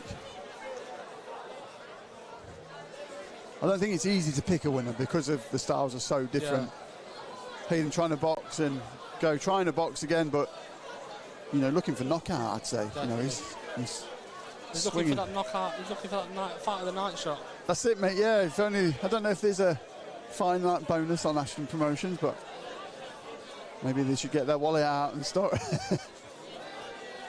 offering some fight of the night bonuses, because I mean, Gary Allen would have deserved it for effort alone. That's stamina as well. Yeah.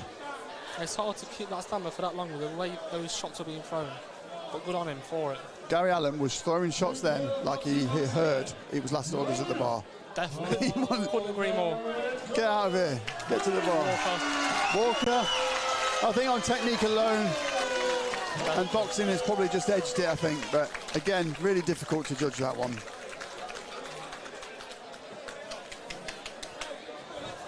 But if we had the such things at ringside as box score, I think probably Gary had, if he'd thrown 100 shots, he's probably missed 70. Yeah. Do you know what I mean? And the 30 that did land to the body, and so probably well deserved with Hayden just. What a fight! What a night it's been the first half. Absolutely, mate. Yeah, we are now at half time with an auction next, and my co-commentator here is going to have to disappear because he's got a few. Which fighters have you got on there? So I've got Zidane straight after the interval. And Seariz versus Josh Edwards. So Zidane and Seariz. What's your name again? Connor, of course it is. Sorry, Connor. So Connor's got Zidane and Seariz, which are the two fighters he looks after straight after this interval. And then don't forget, fight number 12, Shane Sloman versus Randu Matu, is the ungloved bare knuckle bout this evening. So straight after this interval, got an auction for the gloves. We're going to sign off for a short while, and then Connor's going to see to his fighters. Good luck, Connor. And you have a good night. Thanks very much, my mate. See you again soon. I'll see you again soon. Thank you.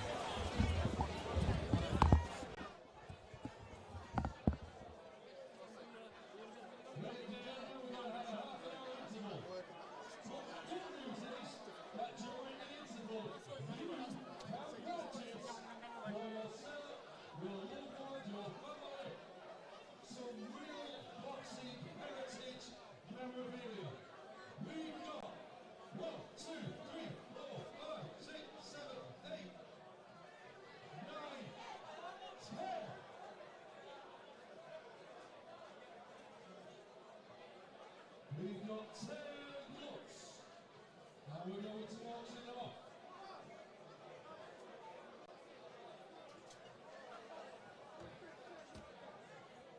And our friendly doctor is going to be paramedic, going to be showing you what we've got. A promoter. So this, ladies and gentlemen, this is a glove signed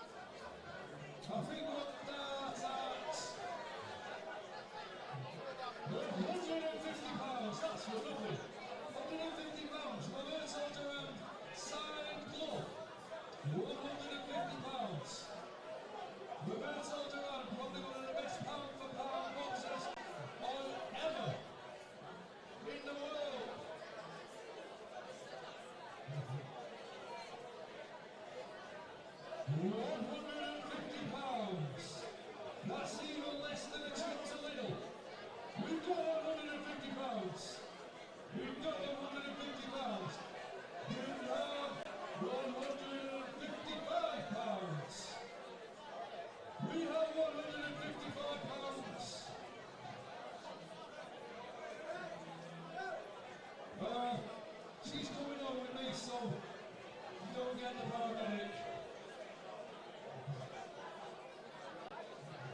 160 pounds. 160. Here we go. 160. Let's go there. 170. Good back. We're going to go 200. 180.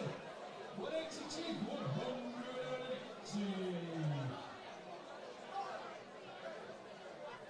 170. To the lovely gentleman over there. Robert Soldier, there won't be running any of these. 74 years old. 170 pounds. Well done, sir. Please come and get your glove.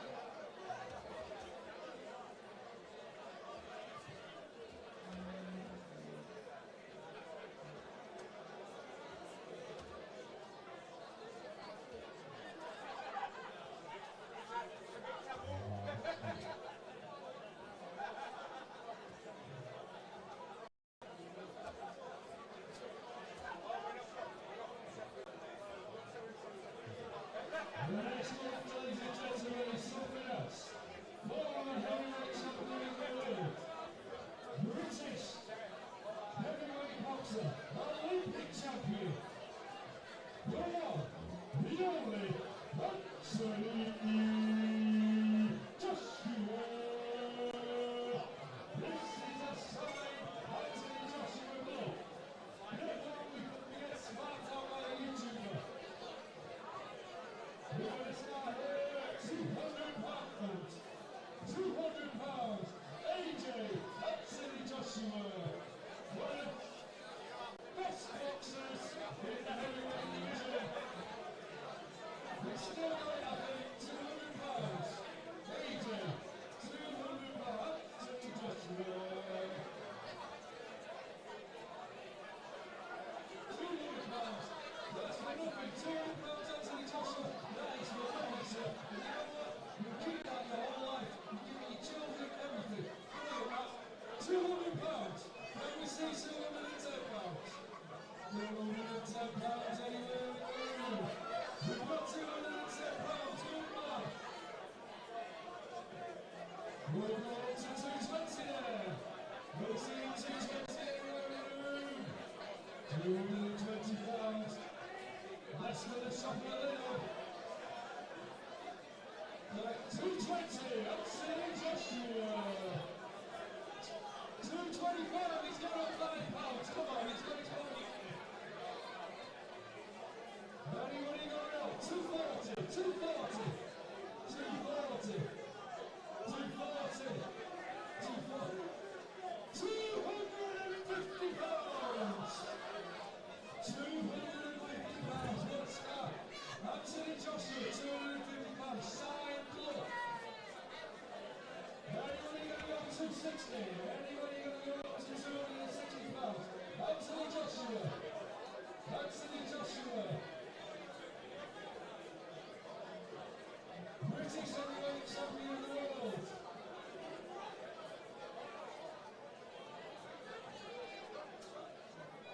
250 pounds. Well done, lad. Keep this in your family. Look after it. Look after yourself. Well done, boy.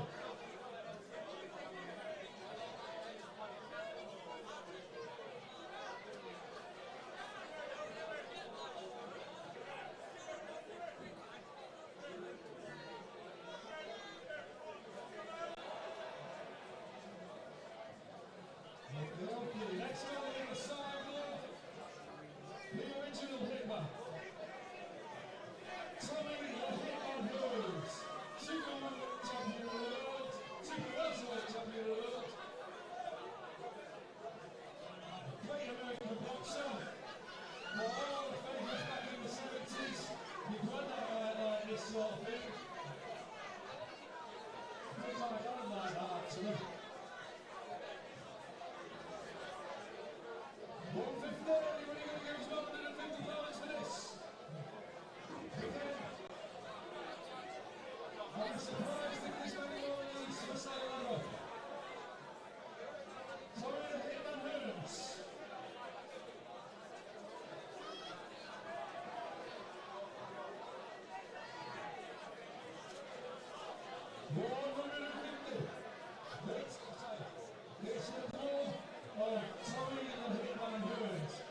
was a super welterweight boxing champion of the world. He's American. He fought against like great boxers in the 70s, early 80s. Well, that's okay.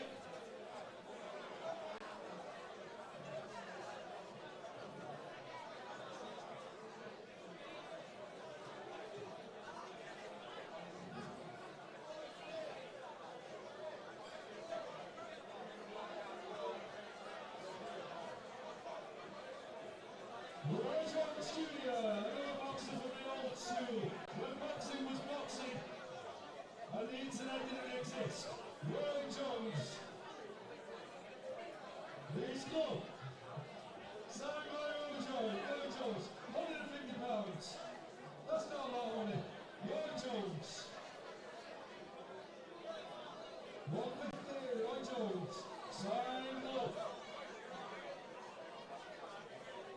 Brilliant piece of memorabilia. Imagine that on your mantelpiece at home. That would be fantastic.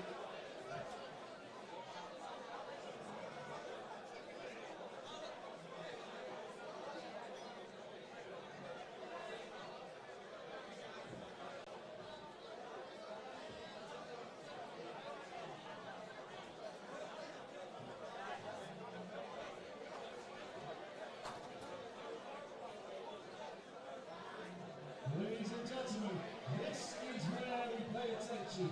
This is where the best ropes come out. This club, certificate of authenticity, signed by the Gypsy King himself, Tyson Fury. Probably the greatest heavyweight boxer of all time, I would say. Let's start, I think maybe we have to start this at the Gypsy King, 200 pounds. 200 pounds, we're in. 1, 2, 3, 4, 5, 6, 7, 250 pounds. 250 pounds. 270. 300 pounds. 300 pounds. 300 pounds. We're going.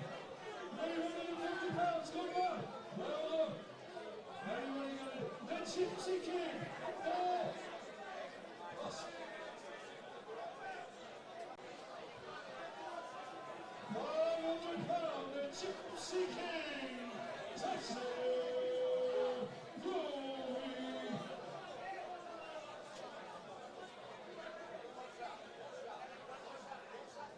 Anybody gonna go 550? 550, the Gypsy King over there himself. 550. Go on, we've got 600 pounds there. The Gypsy King, Tyson Fury, all the way from Norton. He signed this himself with his best pen. 550, we're gonna say 600 pounds. 600 pounds, Tyson Fury, oh, 600 pounds. The Gypsy King, 600 pounds. 550 we're going once. Twice.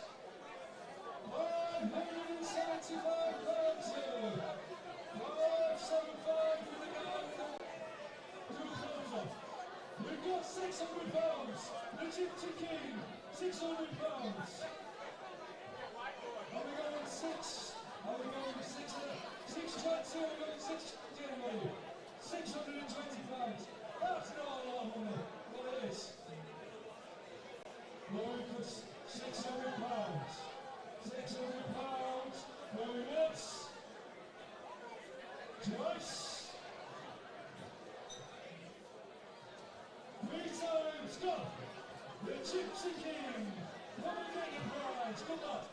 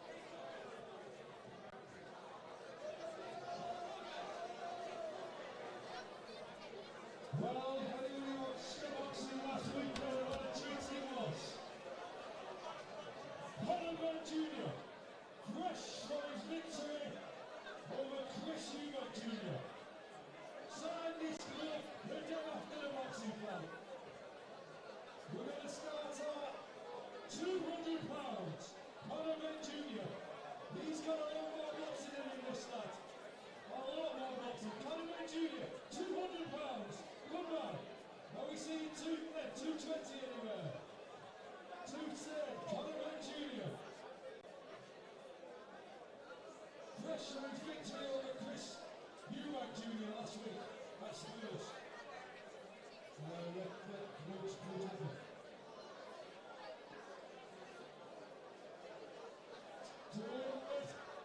Anybody want 210, Conway Jr. Conway Jr. 210, go on. 2 minutes in. Going once, going twice, going 3 times. Well done, sir. Conway Jr. One's coming up like Pat Cash, fantastic.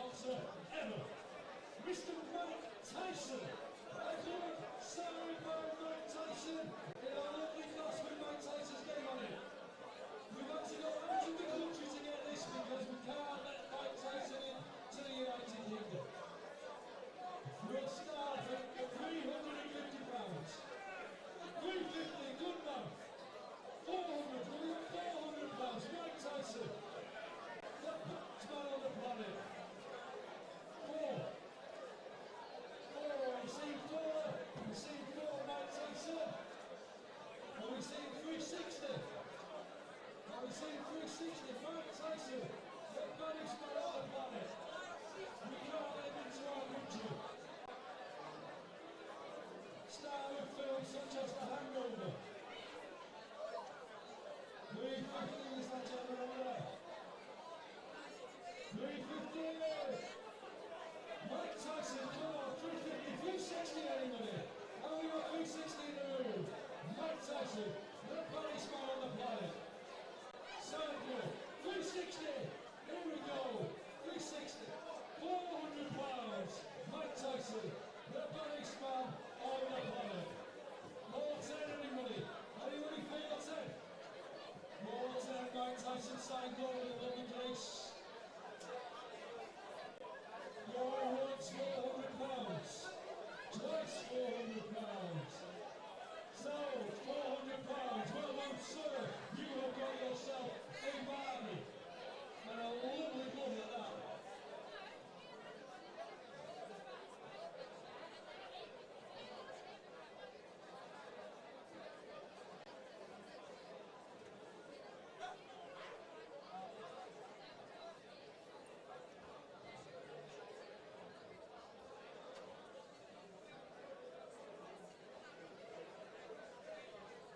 Next up, next move. We're going to look for a minute. He's signed by none other than Lennox Lewis, undisputed heavyweight champion of the world. Finest boxer of his generation, arguably. Always on Sky and other television channels. Really good boxer, quality individual as well actually. We'll start at £300. £300, Lennox Lewis. Lennox Lewis. Imagine that, opening that Christmas steak with that. Your brother, your uncle, your sister, your kids. Lennox Lewis side, look. I think we got back start talking to the nigga morning, man. Lennox Lewis, £300. £300, Lewis. More than final word, 260. What's his December really? £200. He'll double in price once this book comes through next week. £260. Lennox Lewis, side book. 260. Right, cool. Now.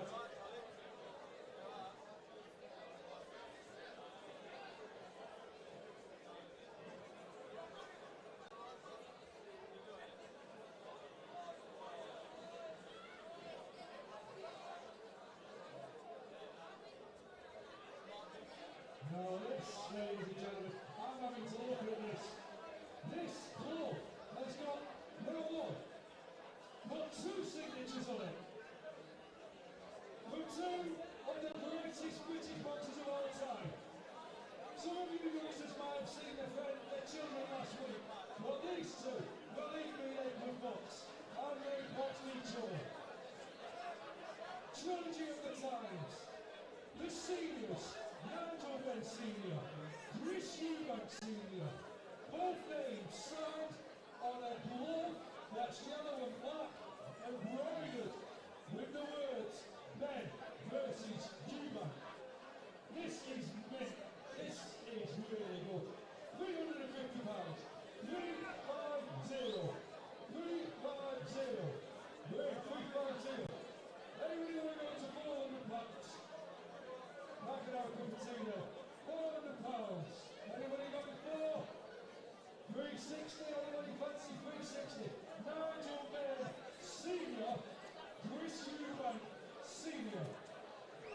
Greatest boxers of their generation. A trilogy of boxing. 360 up to. 360. 360. 360. We're going. Yeah. 360, we've got 360. Anybody want 370? £370. Two amazing boxers. 370, we're moving. £370. It's actually a beautiful book. It really is. And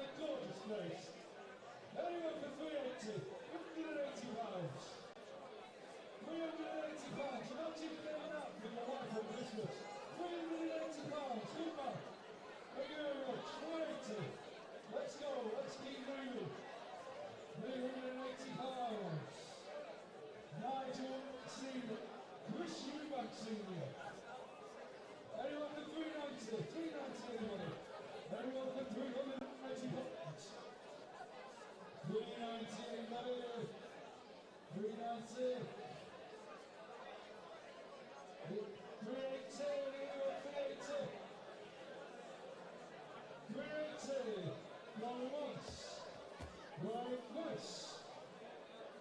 390, gentlemen over there. He knows his boxing. Oh, you know your boxing, sir. You know the value of these things. These just keep going up and up and up and up in price. It's like investing in artwork. It's like opening a Picasso. 40.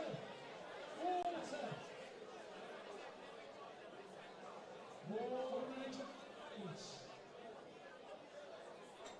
420, we see 440, 30, 440, 440, good man, keep on the hard work. Good for that then, go on. 450 pounds, 450 pounds, look at that. It's got laces in as well. 460, a lace club, nice fancy stuff, proper lace club, 460, 460 pounds. 480 pounds, the gentleman on 26.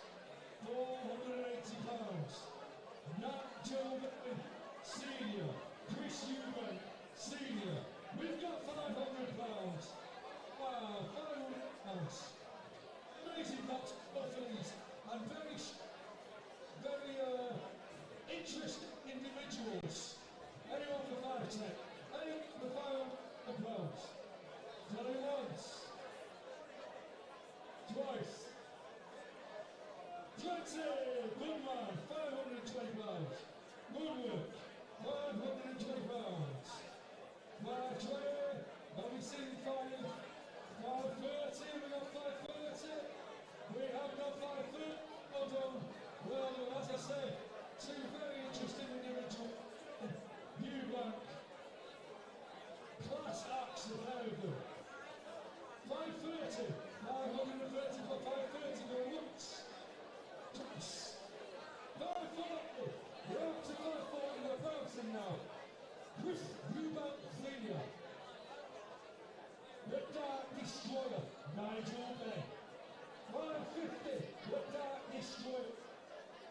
Nigel Bay. 550 over here. Sorry, once at 550. Twice at 550.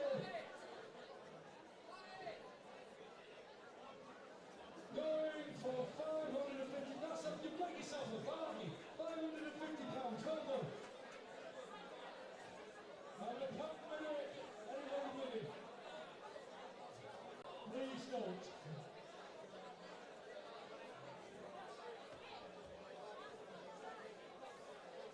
Thank you very much. Let's make our helpers. There's some more traffic to want to come and negotiate. And rights and John will be there. Anyway, we can kind of fake a live stream without mics on.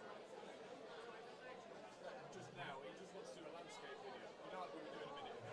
Just before we had any mics on, to talk about it. But if you turn the mics off, we just pretend like it's alright. So he's only come around now, so we just want to get like a bit of a landscape thing of us talking. So yeah, if the mics are off and stuff,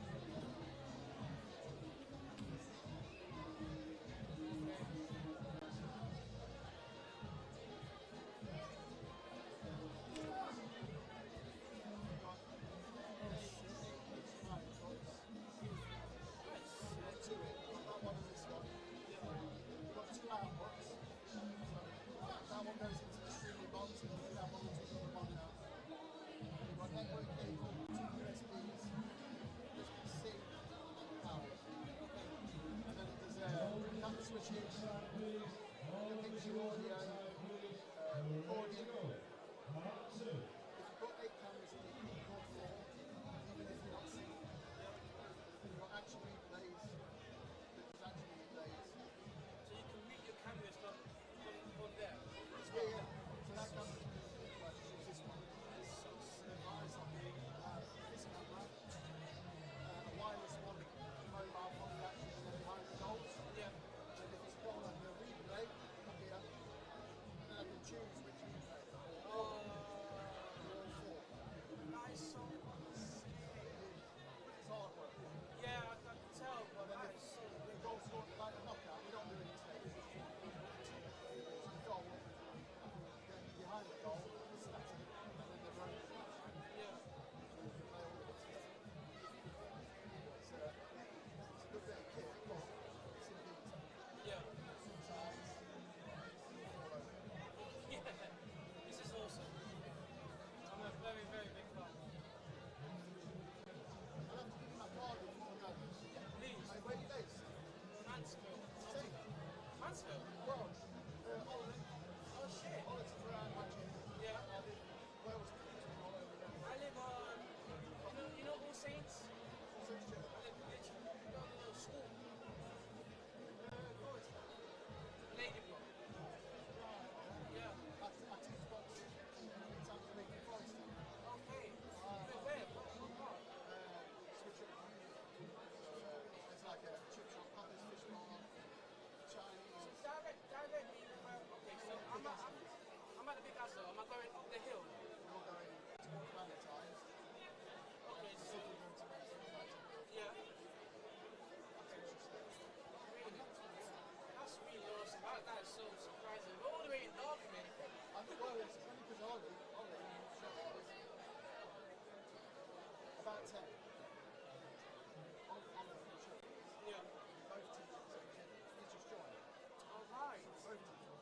Okay, that's awesome. I was definitely in my climate through Mansfield because I'm always at shows so I could do it somewhere there. Yeah, I would definitely be there, man. Pardon? Oh, honestly? Yeah, I'll do that. Yeah, I'll do that. Boxing events, like you could be sat ringside with that camera on a shoulder. Yeah? It's not so creative.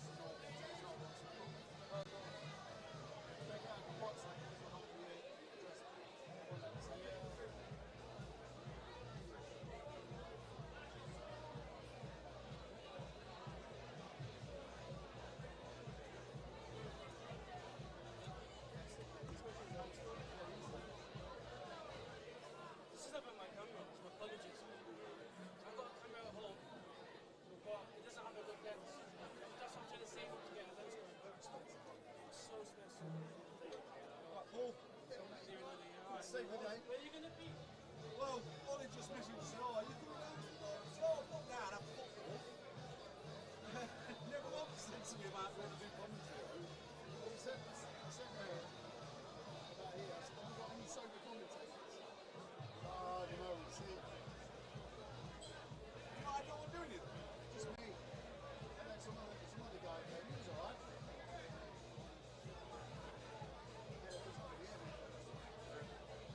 Second half. What are we all time now? So we've got Martin across. This way looks like yeah.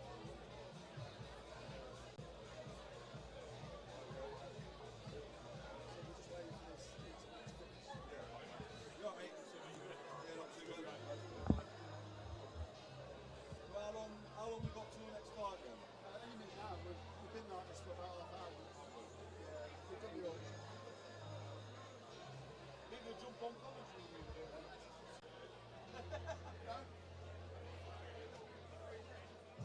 I roped him into nothing because he's running the under 18s team at the moment.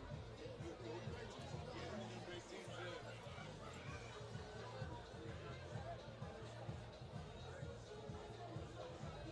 was just looking in the toilet, mate, and I'll come back.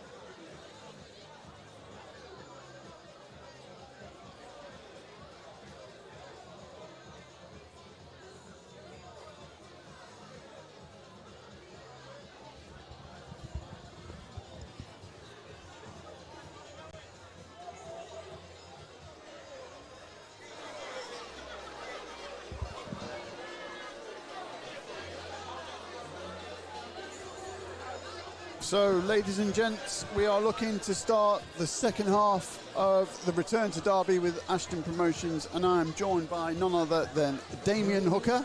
You right, Paul? I'm not too bad, Damien. How are you? I'm not too bad. Busy day, football and that all day. So talking of football, get ourselves out now. No, don't even mention the Liverpool. I can't even mention Forest versus Liverpool. No, Damien is a Liverpool fan. I'm a County fan. I can't talk today, mate. We got absolutely smashed as well. So straight over to the boxing, Damien. No football talk. We've got Martin Cross versus a fella called Zidane. Yeah, obviously Martin's been around a long while. He's a veteran of the game now. He is. He is. I did see Mr. Cross earlier, and I think the last time I saw Martin fight, was he against? Was it at Prison? Yeah, the Palais show. Yeah. Tim. Yeah. Was it Tim's last fight? Is that I think Martin's fought again since then. Has he? I think. It's hard to keep up, I think. That's because the shows keep coming. They do keep coming, mate, yeah. And back at the Prison, 13th of December, I think. Yep.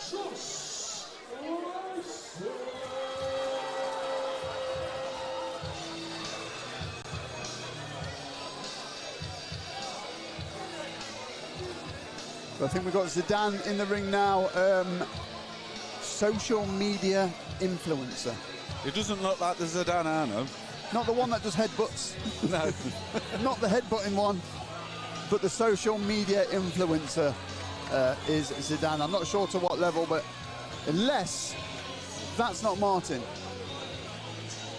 So we may that's have. not. So what's gone off here then? We may have a change to the fight order here. So we've just introduced Martin Cross versus Zidane, and that's not Martin Cross that's come to the ring. So I can't see any names on the shirts or shorts, but there must have been a change to the fight order here.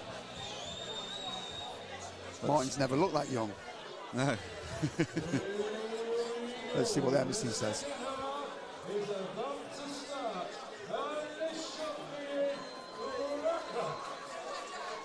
So this looks like the one after. So Josh License or Lacko versus Conor Leonard. Yeah, it says License on the back of his shorts. Yeah. So it'll be Conor Leonard, blue corner, and Josh License in red corner. That's what it looks like, my mate. Well, that doesn't help me because I don't know either lad. Same. Same.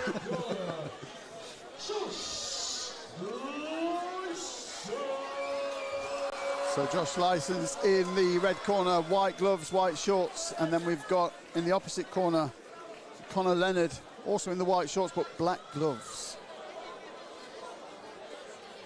Tonight so far, Damien, because you have been busy, they have been pretty much 50-50. I think there was only one really early stoppage due to an injury to his arm in the first round, but these have all been pretty even so far. I've seen a few of the results on social media. On the socials.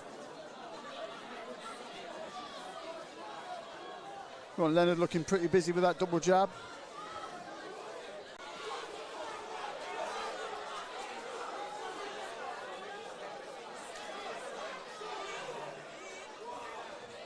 Well, the boxing tied there, so I don't think they're having the first fight, but I don't know much. I don't know much about them, but They have, in all fairness, been pretty evenly matched. There's only the one that, you know, I think they were pretty much new recruits, where he did have to stop because he had an arm injury. But everything else has been pretty boxing related, Damien. Yeah. They're not a couple of swings and a misses in a few of the other bouts, but again, still very evenly matched.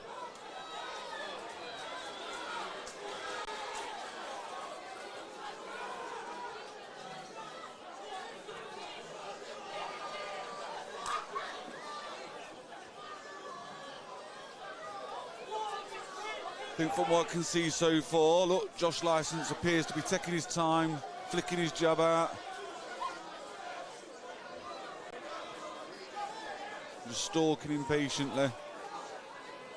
Whereas from what I can see so far on Conor Leonard, I think he's putting his head down a bit and trying to swing. Yeah, I just saw that. He did like an overhand right, but looked at the floor whilst throwing it, which is normally a telltale sign, isn't it? A bit of inexperience or... Yeah. Again, a bit of desperation, I think, just trying to throw again, looking at the floor.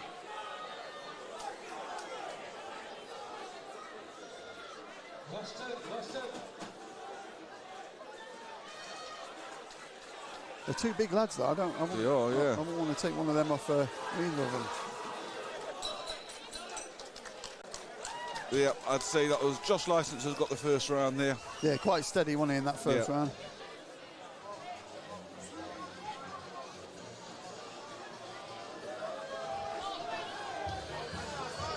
Seems to be quite well supported this evening, Damien. There's quite a few in attendance at ringside on the tables, and yeah. Well, of all the shows I always go to and what have you, I've never actually been to one here.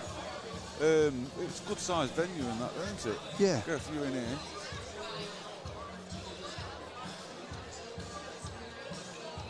Just that seems to be a little bit of a dead area because of the pillars, I guess. Yeah, I've been to a show here once before, and they put the boxing ring as close to them pillars as they could, which was a bit awkward because it's almost the same size as the corners. So whatever corner you're in, there was some sort of block from there. But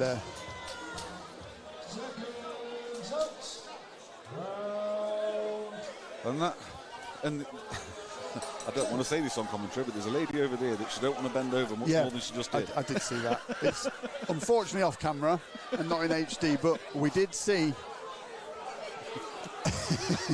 what she's had for dinner.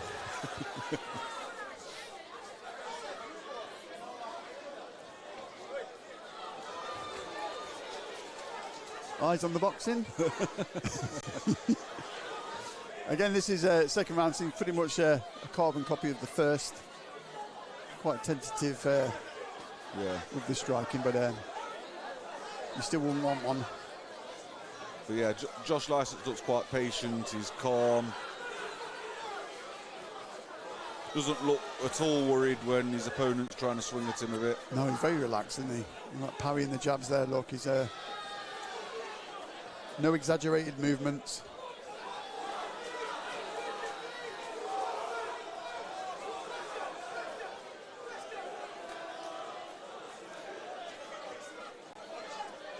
It's a shame we don't have on this list where they're from and who they're boxing out of, but I don't know if they're local to Derby or Nottingham, but it doesn't actually say on here.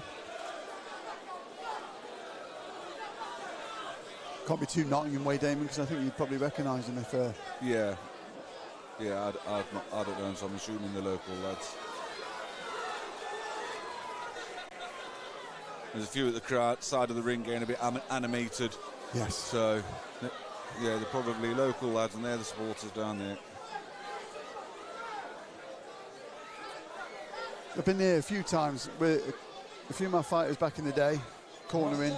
I filmed a few down here, but what I find really frustrating is the Indian next door. I don't know if you can smell that, but it just makes me hungry from start to finish. Well, somebody who told me when I said where the show was tonight, they said, "Oh, that's next door to there, and it's a really good place." That. Yeah. As soon as you walk, I think I got here about 2 o'clock this afternoon to set up and do some tests and stuff, but you can just smell the food, mate, and I am starving.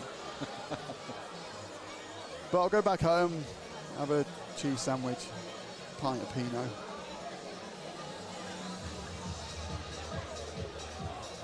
But interesting that we've got a bit of bare knuckle this evening, just to mix it up a little bit.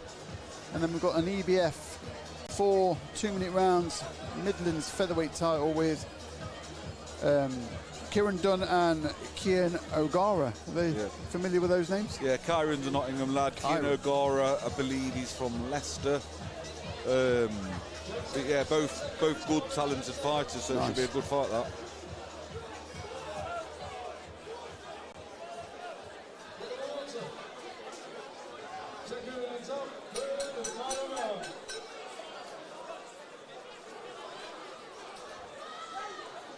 Do you see this round being any different to the first two?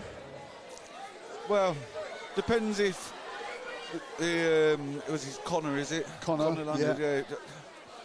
He maybe start tiring the way he's been having to work a little bit harder, but he looks like he is trying to bring the fight to him. Yeah, he is throwing down. He could be second half of this round. He might start blowing, and that might be where he then gets picked off a bit. But we'll see.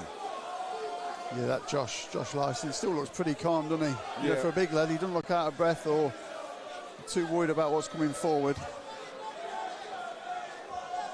Keep on, mate. I think we can do 2 minutes. Let's have a look at this order here.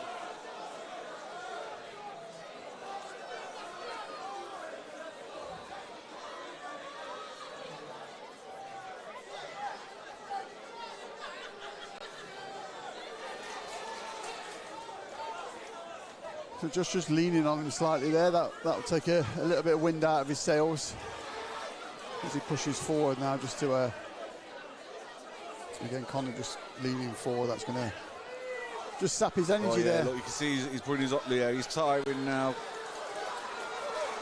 I just don't think they'll be long enough in the round unless he catches him. I think he's just about. Oh! He's looking at the floor again. Yeah. He's took a knee there. Look. He actually took a knee where I wasn't expecting him to. I think he just didn't know how to get out of harm's way there. Yeah.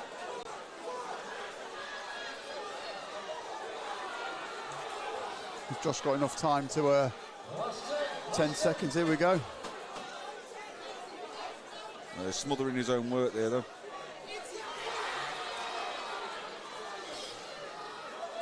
Oh. I think if there was another round, he'd have finished it. I think so, mate. But yeah, he's boxed well there, Josh Licence says.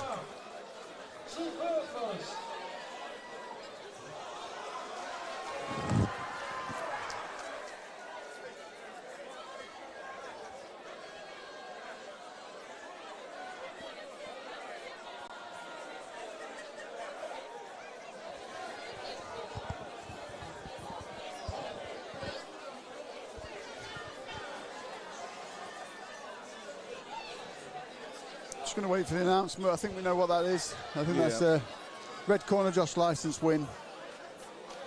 And like you say, one more round, and I think that would have been a much deeper ending. I think it probably another 30 seconds. Yeah, I think so. Well done, both boxers. Fantastic start to the second half. Your winner from the red corner,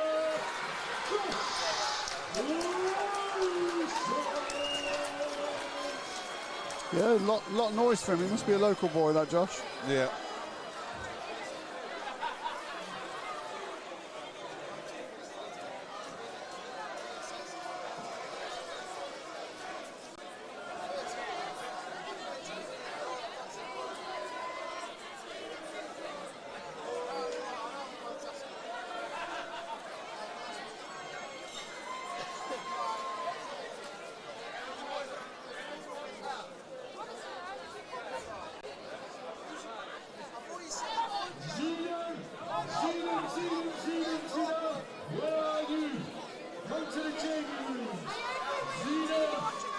So MC shouting for that. Zidane. Yeah. You can't find him. So calling into the changing rooms to get ready. Surely he must be next.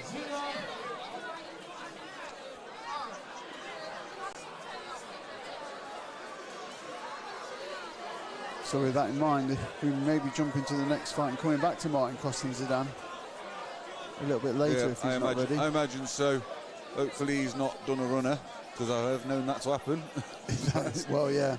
It wouldn't bode well, would it, for the social media influencer to do a runner? But like you say, we've seen it happen before. I did a show down south in Kent, and they had this social media influencer. I'd say influencer, like 8,000 followers. I don't know if that's good or bad, but he asked for 1,000 tickets. 1,000? Yeah, he didn't sell any. Didn't even turn up. Oh, right. He sold none. Didn't turn up, but. introducing Kiss. I'll do the MC's job for him. It's C-Riz. C-Riz versus Josh Edwards next, I think. There is a C and an apostrophe Riz. Not Chris. Not no, I don't think it's cool to say that. Nowadays it's C-Riz and Central C. I think even like Ollie Ashton, it's O-Ash. Yeah. I think he's O-Ash. That's his street name. He can't hear me. D-Hook. Oh, that wouldn't be bad for a boxing name. I wouldn't mind that, to be fair. It's good, isn't it? D-Hook. But here we are. This looks like C-Riz. He looks powered and ready to go. Fully invested in Movember. Wearing the blue shorts. You probably just see him coming on camera now into the blue corner. There he is. Blue shorts, blue boots. I think you probably just see here, Damien, just on the outside, there's a guy in a blue top who's just holding a phone in the blue corner. He was commentating with us earlier. Connor, I think his name is. But he is C-Riz's manager. Okay. He's got a couple fighting this evening, 2 or 3. Again, I don't know if it's Nottingham or Derby. I guess it's not Nottingham because you're not familiar with Connor or Mr. Riz. But I mean, there is occasionally lads who I don't know. But if you don't know them, mate, they're not worth knowing. That's what I say. But here we go. We've got Josh Edwards, red shorts, tattoos, neck tattoo. Yeah, Here he comes. Josh has been around. He's been on the Motorpoint shows and things like that. I thought I'd seen him before. Yeah. Josh Edwards versus C-Riz then this evening. Bout number 10. There's more and more of these influencer types now, isn't there? Yeah. All trying to end up getting to the promised land of getting on the big KSI type shows and whatever. That's misfits. it, mate, yeah. I mean, you know yourself, like either unlicensed and all the way up to pros, you know, you struggle to make it if you can't sell tickets. Yeah. But the B side of that now is you can create a following online. Yeah, and You know- obviously if you become that where you've got the online following, Yep. which is not easy to do. It's not as easy as it sounds. People think, oh yeah, I've got loads of followers, but that don't translate to ticket sales. That's right, mate. Yeah. It's no good having followers that are all other end of the country to you. Because you'll probably find, like I've experienced in my life, the people that follow you don't necessarily want you to win either. No. They're not all following because they're fans. But it does seem a And much this has easier way started to as get a off. fast pace.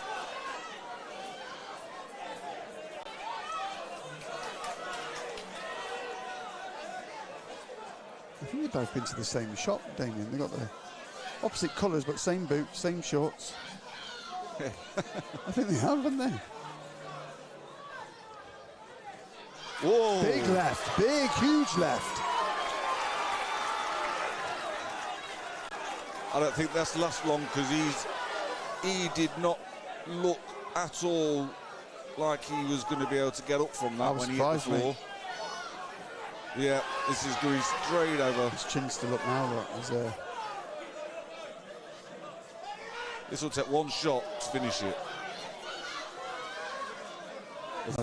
Josh needs to not go rushing in and damage his own work. What's happened there? He's got a cut on his head. Clash heads. Why is he celebrating? It's clash of heads. Because I think the refs waved that off because it's a bad clash. It's really bad. I've seen his reaction there, look. Straight to his knees there, but there is a claret everywhere on Josh. So we're just getting security to just move everyone back to give the paramedics a bit of breathing space here to attend to Josh. But well, it looked like he was about to get the knockout. He's rushed in to try and do it, and obviously he's ended up a bit of a clash. Do you think it's clash of head, or has he caught an elbow or something? I think they've clashed heads as he's come flying in to try and land a shot. He landed and went to try and land another one. And I think the heads have come together then. I see. And he's immediately up and up. I missed it. I could have pressed replay, but I missed it because I don't know what was going on. But Josh certainly reacted like in a severe amount of pain, but you could see the blood coming out the top of his head straight away.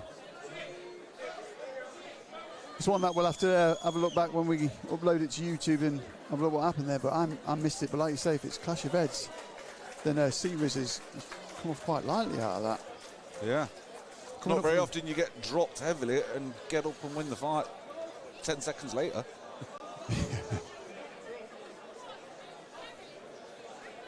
I don't know if you can really say you won the fight like that. Can that be a no contest, do you think, because of... I don't know, I didn't see it, I can't call what...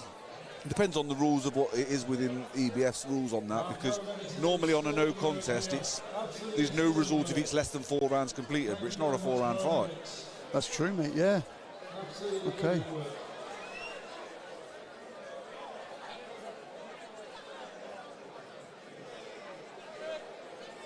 That's a horrible way for Josh to finish this fight.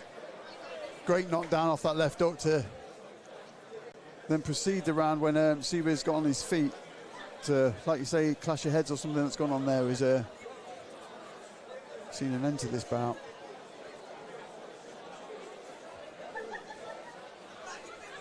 But his reaction wasn't one of those that he's just been clipped on there, was it? It was No. he was signalling quite early on. He immediately went straight towards his corner, didn't he? Do you know what I'm starting to find as well, because obviously this is another fight that's like it. Do you not see a hell of a lot of female cornermen at the moment as well? Yeah. I mean, this evening, I don't know if it's from the same really team, make but a difference, but that's just an observation. Yeah. There seems to be a hell of a lot lately. I don't know if it's majority from the same gym or, you know, they come as a team this evening, but I have seen a lot of it. And on other shows too. I have seen it on other shows. Obviously, just on this fight, both corners have got a female cornerman, haven't they? Or corner woman. Oh, they've just emptied that whole first aid kit on the The floor. MC. MC, yeah. This is why you've got pink shoes on, mate, and a microphone. Leave the bag alone. It's just puffed everywhere. Hundreds of quid's worth of equipment all over the floor.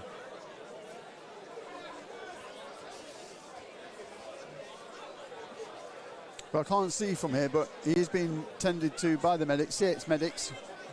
Best in the business, really, for these events. And they were straight in the ring, so hopefully Josh is getting the best attention, but I can't see anything from here because MC is in the way. But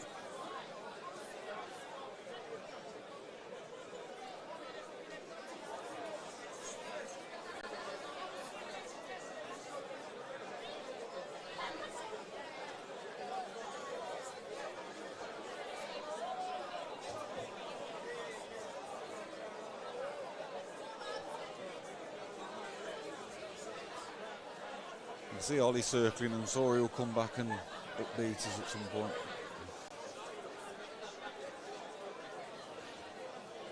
But the next event is in Nottingham, 13th of December. I can't remember the name. Palais.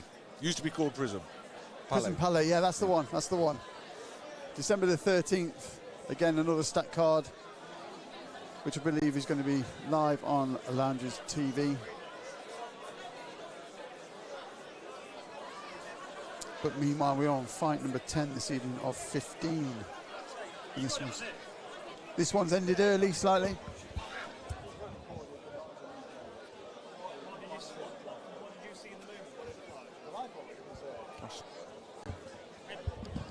No, not deliberate. So when he's dropped him, he's then come rushing in to try and land another one. And he's hit him, he's then come to get another, and they've both, boom, heads gone together.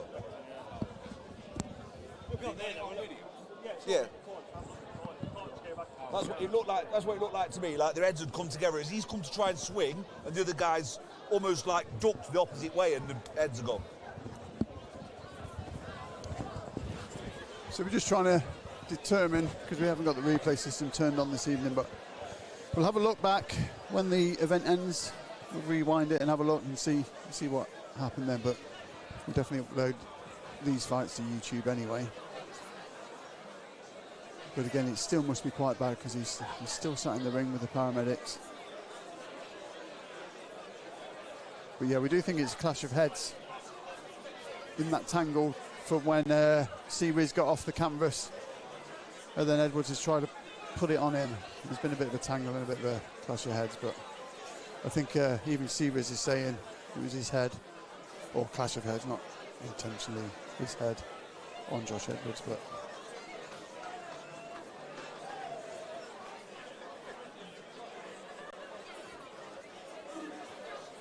It's unfortunate, but these things do happen, don't they, Damien, in boxing? It's a hurt game. It's a contact sport, and sometimes if you are, accidents do happen, don't they? Whether you're controlled, wild or not, these things can happen.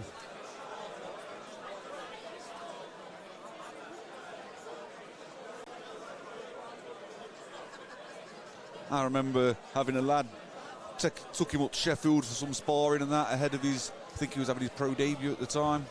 Took him some sparring, he's put his head guard on and everything. The thing I can say is, he's still got a big cut on his eye where the head guard caught him then.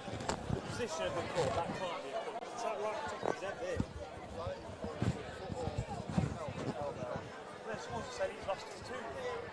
I said, has anyone checked his head? We've got the teeth stuff sticking out. Yeah, potentially. But yeah, he dropped him and then went in to try and finish it off. So we've got Josh on his feet now. He's got bandaged up. As you may have heard there on the comms, there's probably some teeth missing out the other one, or Josh, I'm not too sure, but there's teeth flying around everywhere, and obviously Josh has got a bad cut on the top of his head. We've just seen an end to this bout in was it the first round? Yeah. The first round, that's gone.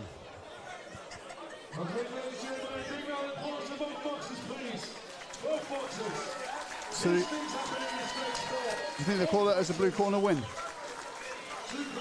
Well, I think they have to, but I wouldn't really take it as a win for myself. That, to me, you think, right, we'll do a rematch in that, but blue corner might not want it after getting the drop everywhere.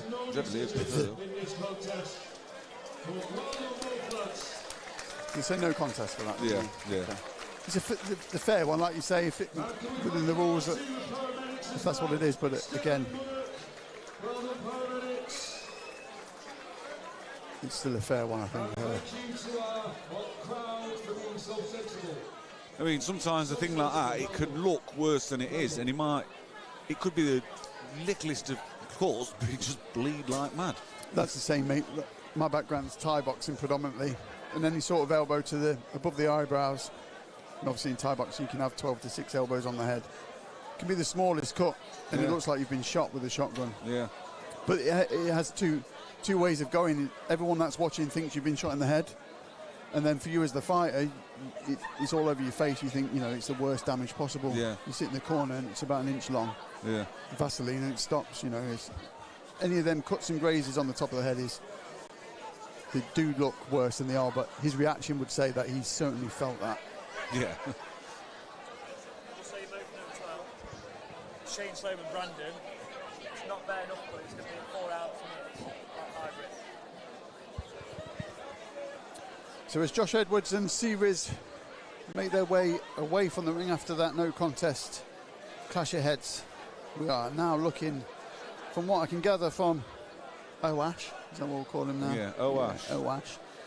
That the bout number 11, schedule number 12, but we are missing Martin Cross and Zinedine Zidane. But Shane Sloman and Brandon Matu will be hybrid. Yeah. So 4-ounce MMA gloves instead of the bare knuckle. Well, I think there's probably a reason for that, maybe a licensing thing or whatever. Yeah.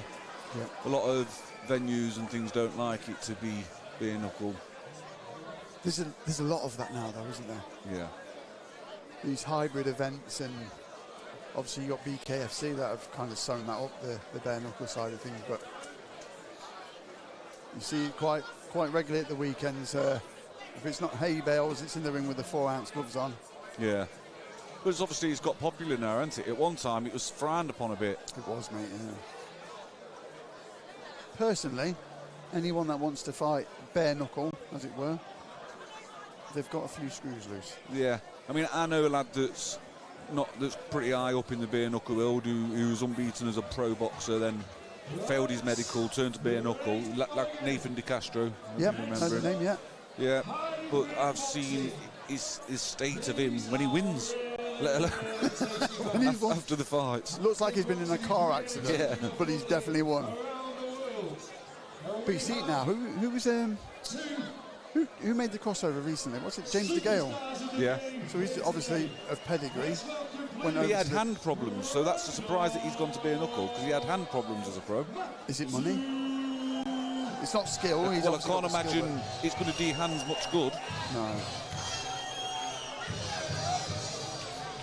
I think that was controversial, that win as well, I think. I mean, I didn't watch it. I don't watch the bare knuckle stuff, but...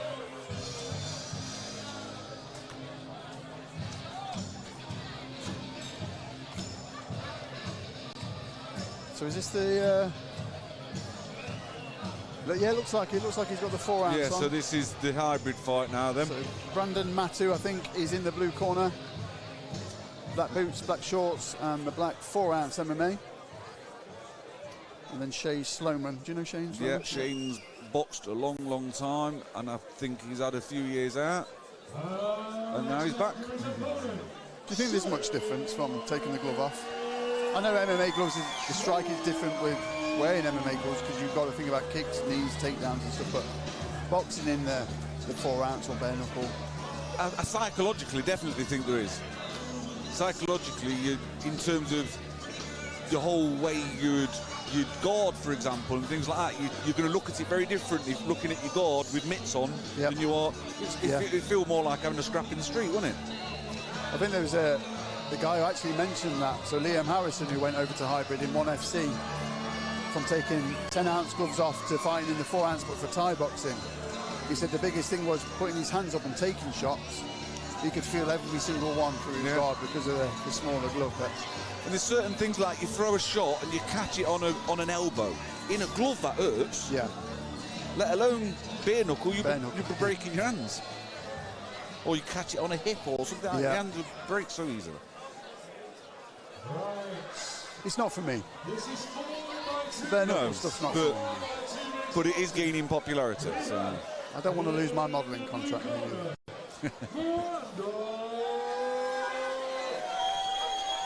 So we've got Shane Sloman in the pink and Brandon Matu in the black shorts here for the hybrid 4-ounce boxing.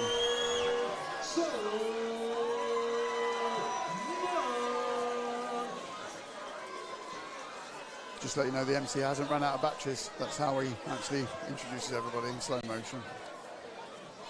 So it's a little gimmick. I think so, yeah. And his pink shoes. Well, Shane's either been on holiday or he's invested in a sunbed.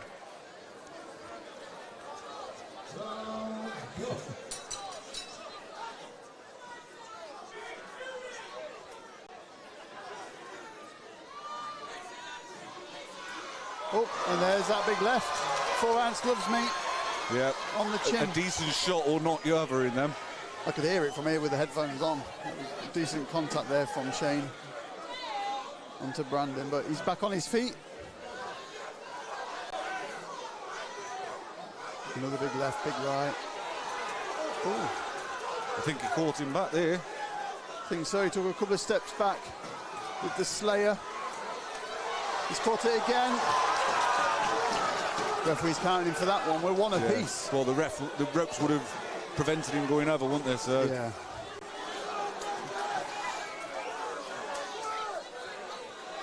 I mean, this is 'cause a lot of people don't necessarily like to watch boxing when it goes to points. They're like, oh, I want to see knockouts and things like that. I think with this, you'll see knockouts. Oh, absolutely. When you're throwing shots like that from the hills with the 4-ounce, tan or no tan, that's going to sting a little bit. Yeah. There's probably not many of these hybrid fights that go the distance. No, they can't be, can they?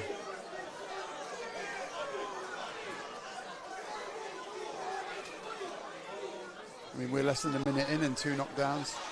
Yeah. I feel like there will be more yet. There might be another one before the end of this round, yeah. Everybody's on their feet, though. We're excited to look for this one.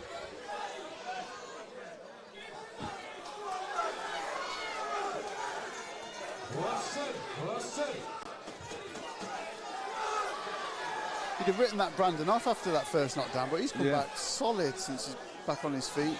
Yeah, he's recovered well, hasn't he? Yeah. Well done, boys. Great effort.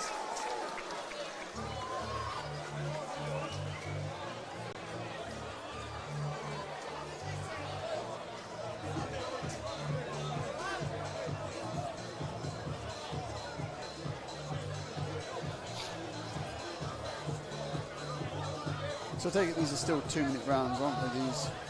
I don't know, that round did feel a bit quick. It did, yeah. Or is that just because it was a bit more action-packed? I don't know. It felt quick.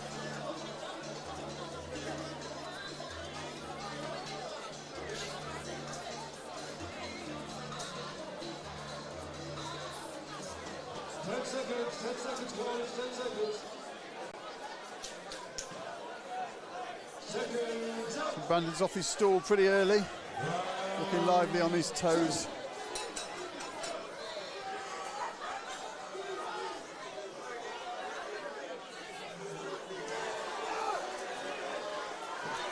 Brandon's got some fast hands on Yeah, him. he's got quick hands, hasn't he? But it's one of them that I think the first one to land big wins.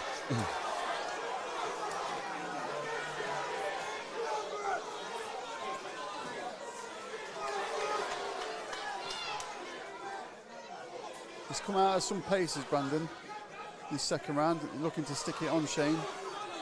But like you say, look. Probably grown in confidence by knocking him down, though. His eyes are marking up. I mean, how do you spar doing this? I don't know, mate. Because you're going to... There's no just practice. forever look like you've been hit by a bus.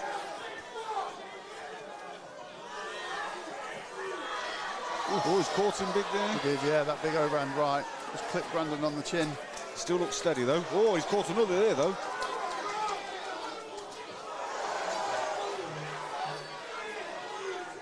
I'm just wondering whether age has got a factor in this. You know, a bit of Yeah. Brandon maybe a little bit fitter, which is keeping him on his feet. But like you say, as quick as his hands are, if they're out away from his head, just like that big swing from Shane. You only need one of them big shots to catch, though. That's don't you? it. Just like in that first round, that big left.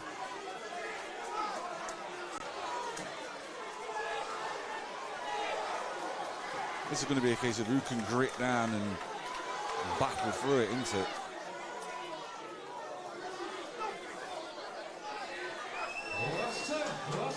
Yeah, they're definitely shorter rounds, aren't they? Yeah. It's a minute and a half, something like that. I just think youth might prevail on this, you know, if when this goes into that third round. They both look tired. Because I feel like you maybe can't take your time and flick your jab and things like that. You've got to just work hard, haven't you? Yeah. You've got to make them count, haven't you? You can't just keep throwing them out without making contact. Brandon does seem pretty accurate, fast and accurate, whereas Shane looks like to be loading up and trying. Yeah, he's trying to catch the big shot, isn't he? But Josh Edwards is back ringside on his feet, so he's looking all right after his clash of heads.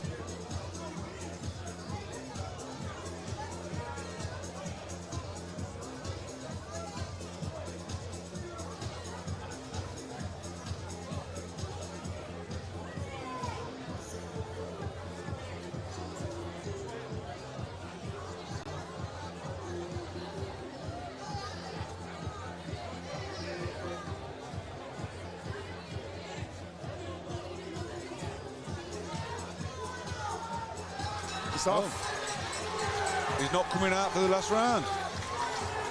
Or is it the paramedics have called it off? I think the paramedics called that one off, I think.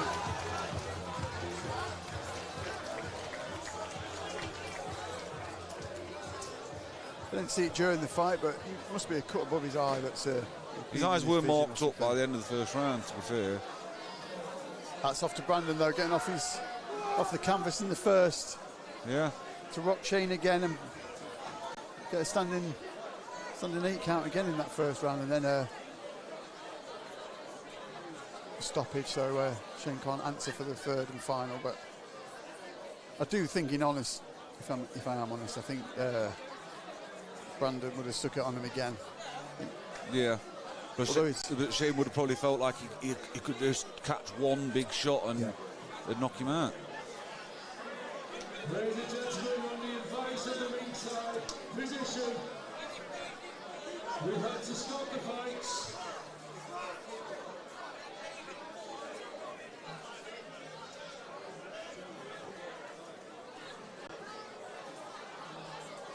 Hats off to Shane, though. Your winner, from the blue corner,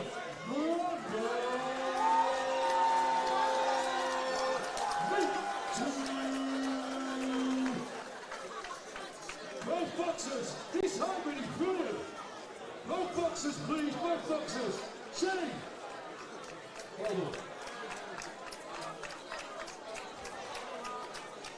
So we've got 3 more bouts after this. We've still got a question mark on Martin Cross and Zidane. Yeah, I don't know. Has Zidane been located? I don't know. Where's Wally? Where's Zidane? Where is he? But failing that, after Shane and Brandon in this hybrid event, it looks like we are going over to Jake Simkin versus Jack Godfrey. She's giving him some ice, so he's clearly... the paramedics are giving him some ice, so he's clearly took a few shots himself, but... Is that Brandon? Is he just... Yeah.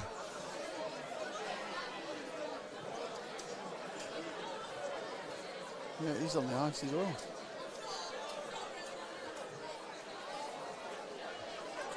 We've got it all this evening. If I'm honest, if you're going to get in the ring and do an hybrid fight, you've got to expect that you're going to take some damage. Yeah, I bet this is, you'll know as well, Dane, this will be the adrenaline dump. Yeah. After that, he's calmed down a little bit, it's all sunk in, he's probably feeling a bit nauseous, realising where the bits hurt that he didn't feel earlier. Yeah.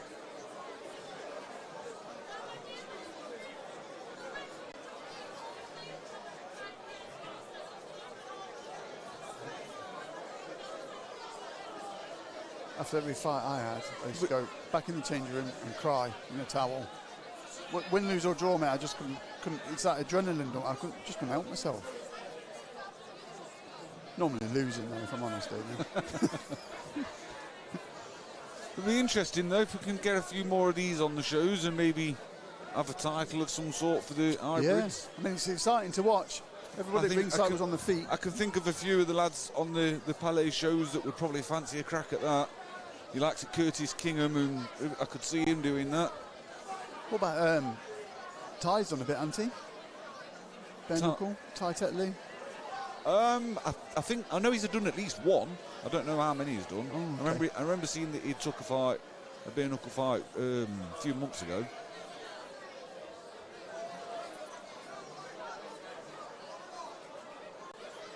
Be interesting to see how it takes off locally. I haven't seen much. I've seen one or two. Been a couple of bare knuckle shows here and there, haven't they? But yeah. There's some of the times the fights aren't the most exciting. They're over in 30 seconds and things like that.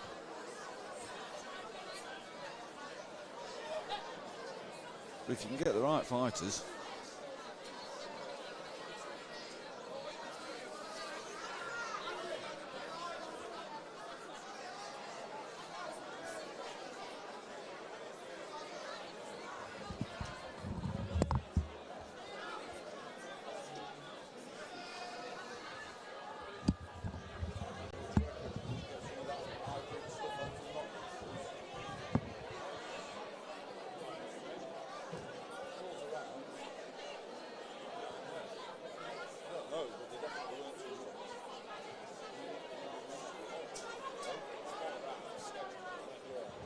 How long were the rounds on that, Ollie? How long? Minutes. It felt very fast. Bare knuckle, that's what I... No, but the rounds I thought are the shorter rounds. Like there was only a minute or something. I never know.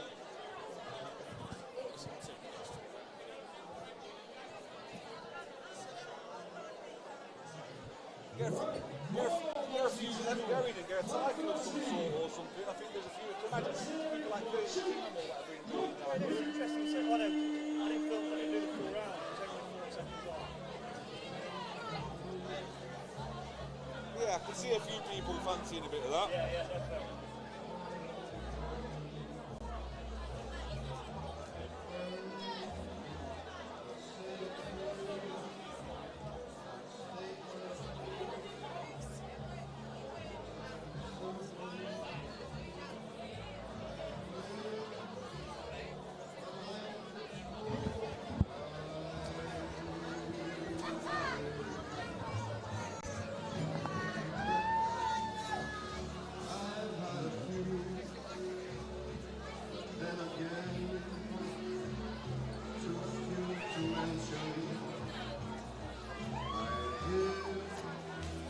Well, we've got Jack Godfrey, a local lad that's always all over the country boxing, but he's going to fight at home tonight.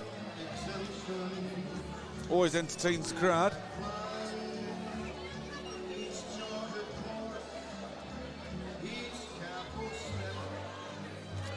Doesn't look like your typical boxer, but he can fight.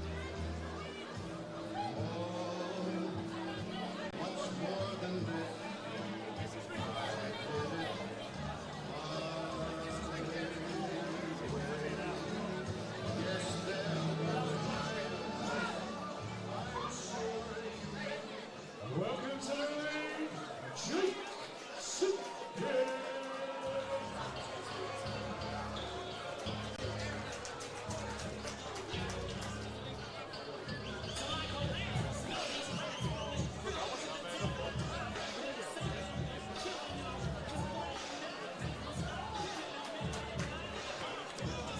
Jake Simpkins come jogging to the ring. He's ready for this. He's not hanging around.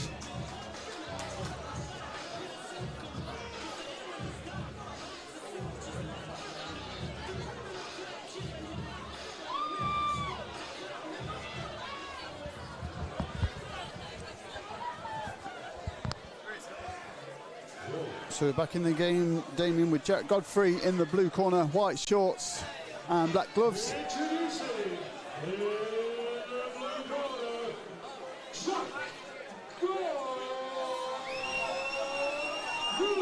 And in the red corner, we've got Jake Simpkin, blue gloves, black shorts.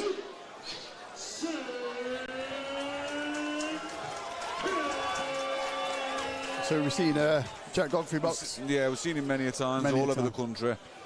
Don't let But now he's fighting in his backyard, so This is the thing interesting to with see how Jack. that affects him. His He's looks always can be deceiving, can't it? Yeah. He's very good at moving. He's entertains the crowd a bit, don't he? In that, so we'll see if he's got a different kind of mentality with it being in his own town, kind of thing.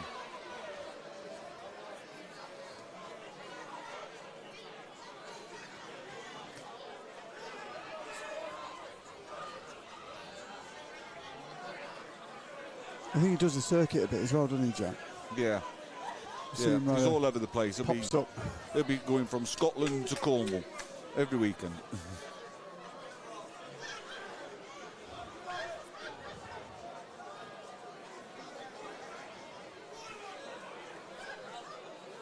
Simpkins certainly looks the part, doesn't he? He looks in good shape. Yeah. He jogged to the ring, so he's ready. He's not hanging around. He wants to scrap.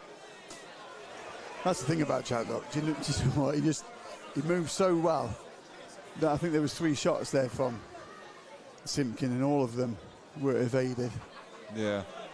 I just sometimes think, what would Jack be if he was 10 stone? Yeah.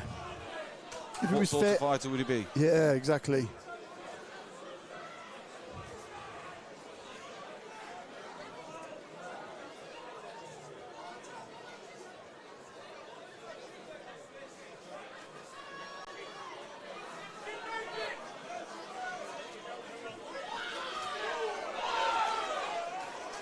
I mean, because the size of the guys he fights as well, they're heavy hitters, aren't they? So Yeah, they've got to be, haven't they? You know, because of Jack's weight, and you know, if he's matched accordingly, they are going to be big. You know, if you get a big, strong guy like what Simpkin looks like, it's yeah. So they're not going to be tickling you. So you can imagine how well he holds a shot at this weight. yeah. He'd have a chin of granite if he was fighting at 10 stone. But Oh. then sometimes being lighter, I don't know, you maybe can't hold a shot the same, but you'd imagine he'd be able to. Unfortunately, I don't think he's ever going to be anywhere near that. I think them days are long gone, and I don't think he cares. I think that when I did like 10 years ago was the first time I'd seen Jack. It was a show in Ashby de la Zouche. Yeah. I can't remember whose show it was, but he was a lot younger then, obviously. A lot lighter, and he was just light years above everybody else. It's just like you say, sometimes it's maybe it's work and life get in the way, and you can't put that dedication into the gym or desire. You've probably seen it yourself, Damien. Yeah. You've probably seen it 100 times. Decent boxers, decent technique and skill, and they're just, you know. But Because to train every single day, sometimes you've got no fight coming up and you're still in the gym training. yeah, It can be disheartening, and not everybody's got that desire and that mentality to do that. The dedication that you need to do it. yeah.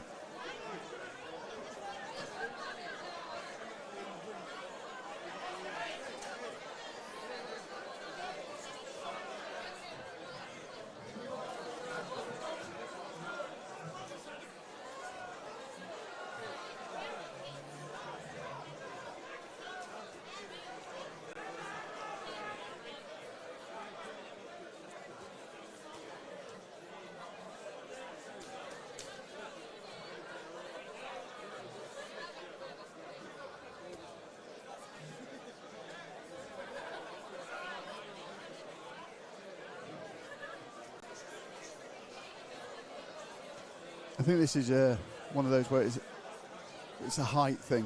You know, where Jack's got to get in close. Simpkin's a longer range fighter. And Yeah. for Jack to do anything, he's got to be in close. This is why they keep getting tied up. But every time he gets in close,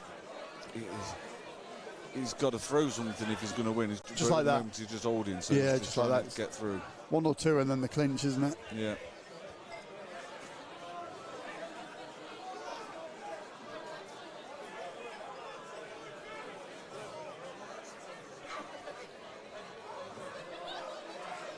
I thought with him being in his own area, I thought maybe he might be a little bit more ambitious and box a little bit differently to what we've seen before. Yeah, a bit more on the front foot and a bit more aggressive. but he's being basically what we know he always is, and he'll throw the odd shots that will sting a bit, but the output, the lack of work rate is sometimes what Yeah, I mean, it's like costs him then the fights. there's a huge gap, and Jack just took a backward step and put himself in the corner as opposed to Yeah. pushing forward and making that room. But we'll see. One more round left.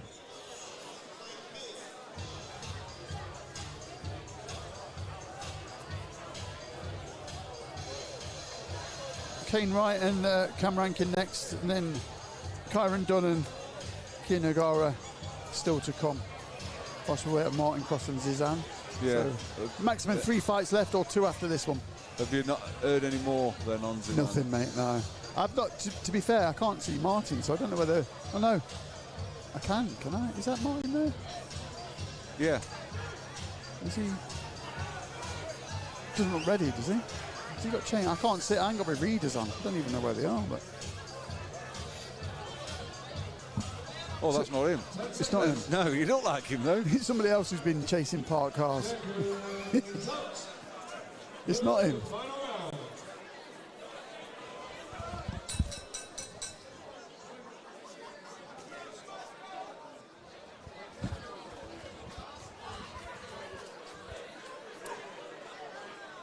So we're still scheduled for 2 fights after this, and Martin Cross' opponent has been replaced. So Martin so Martin is still fighting. I don't know who he's fighting against, but Ollie just said that.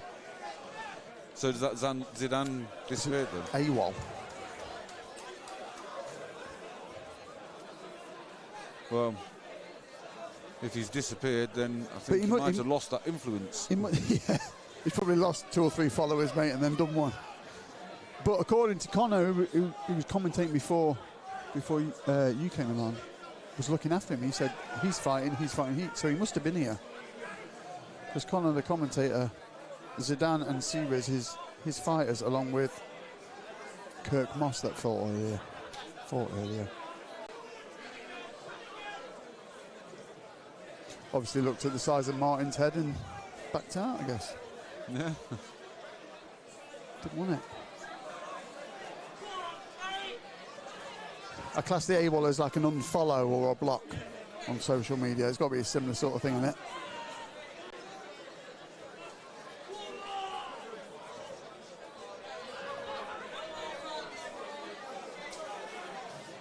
So back to the action, round number 3. Simpkin versus Godfrey.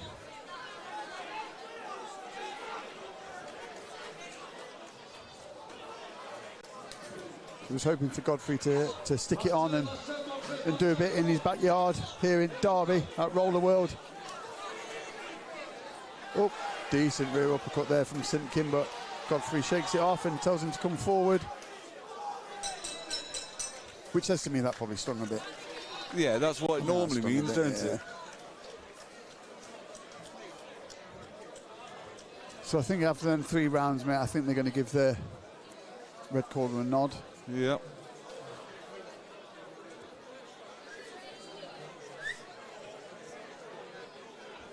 He's almost like Jack's a bit like a gatekeeper, isn't he? Like if you weren't up to it, he's going to take you out. Yes. But if you've got a bit about you, he's going to give you the rounds. But he's not ambitious enough to try and.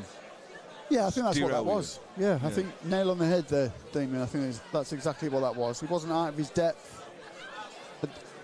I think he felt like he didn't need to push it, and he's just sailed through the 6 minutes, I think. Yeah.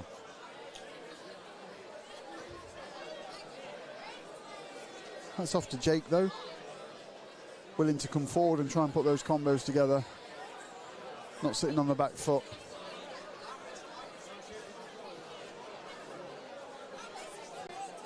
Hello, boys. Your winner from the red corner, Jake Simpkin.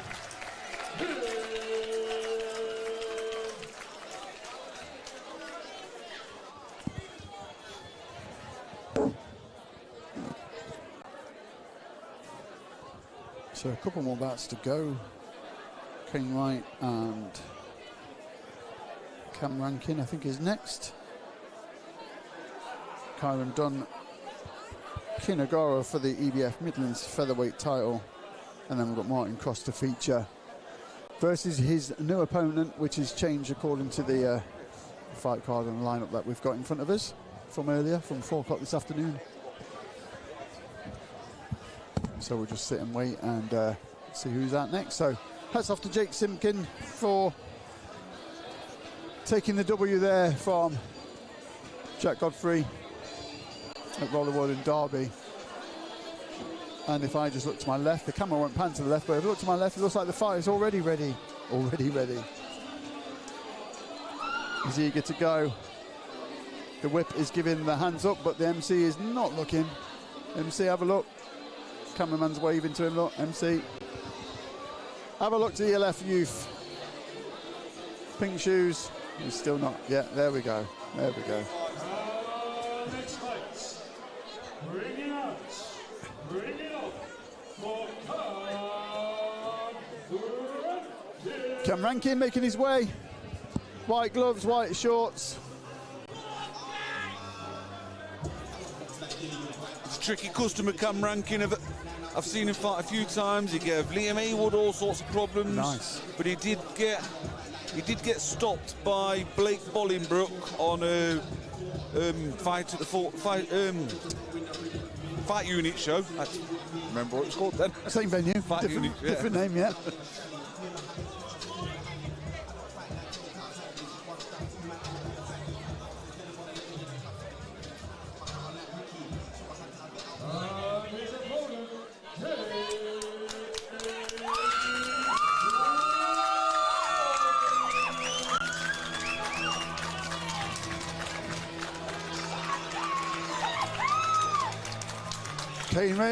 Kane Wright got a... Looks like he's supported well. They're all sat right in front of us as well, so you might not get to hear me and Damien much during You might this not be able bout. to see a lot. Might not be, no.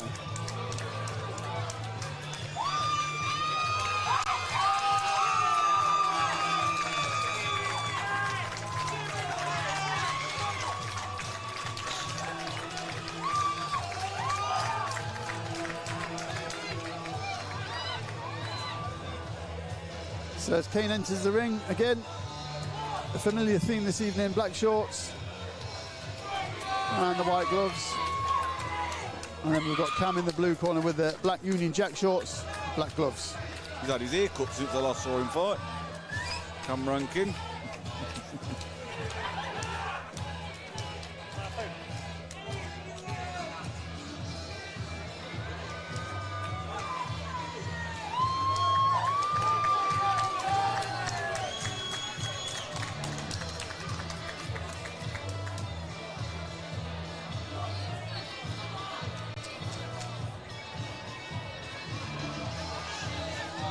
Can't see what's on his short. What's that mean, say, on his shorts there, on his waistband? Wiggy. On whose? On Cam Rankin's. Rankins, yeah. I can't quite see what it says. That's a wiggy or something, I think. Huggy, woogie. we have in the blue corner,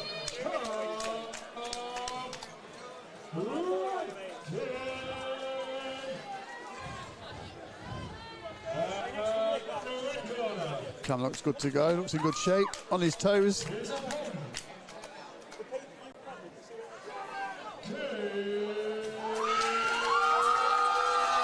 Kane Wright, with all of his fans in front of us, ringside at the tables.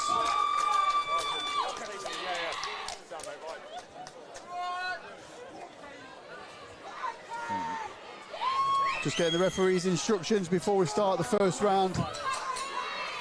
And we're off.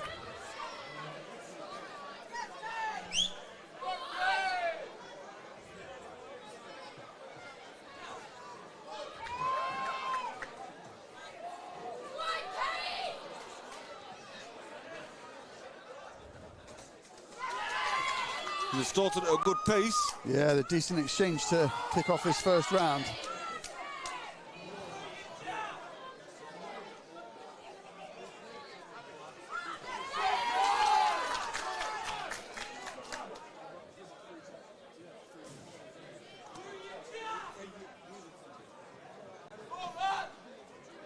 A lot of head movement from both fighters, which I always like to see. Yeah, makes them a harder target. Yeah, not static and just stood upright trying to swing.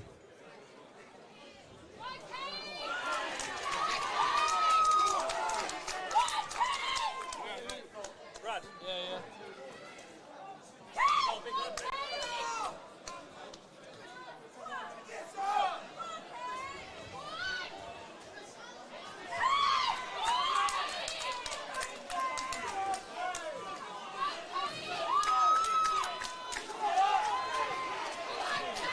Both ripping to the body in this first round.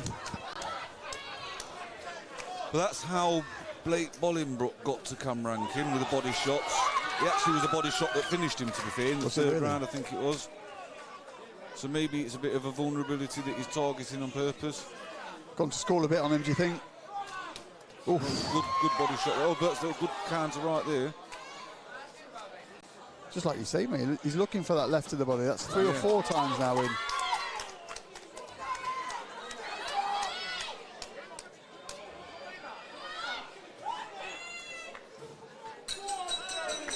Well done, good rounds.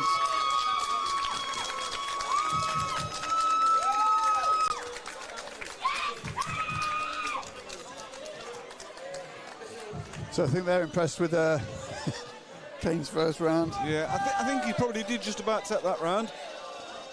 Bit more on the front foot, wasn't he? I think. Yeah, a bit more active and throwing a few more shots, but it wasn't one of them where he's like dominated, he's overawed him or anything, because I think Cam's still in the fight at the moment. He's very tight, and he Cam on that. I know he threw a lot of body shots in, but maybe 2 or 3 of them were on his guard, on his arm, as opposed to the body itself. But he's very tight with his defence. He's not open, is he? But once you do start landing, you see, it takes out of you, don't it, as the fight goes on. Yeah.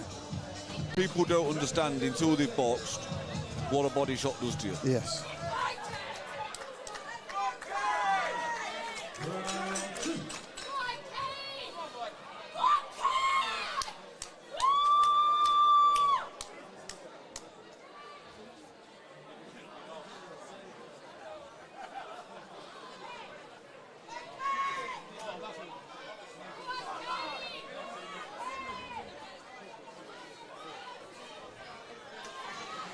Cam coming about with a combination of his own.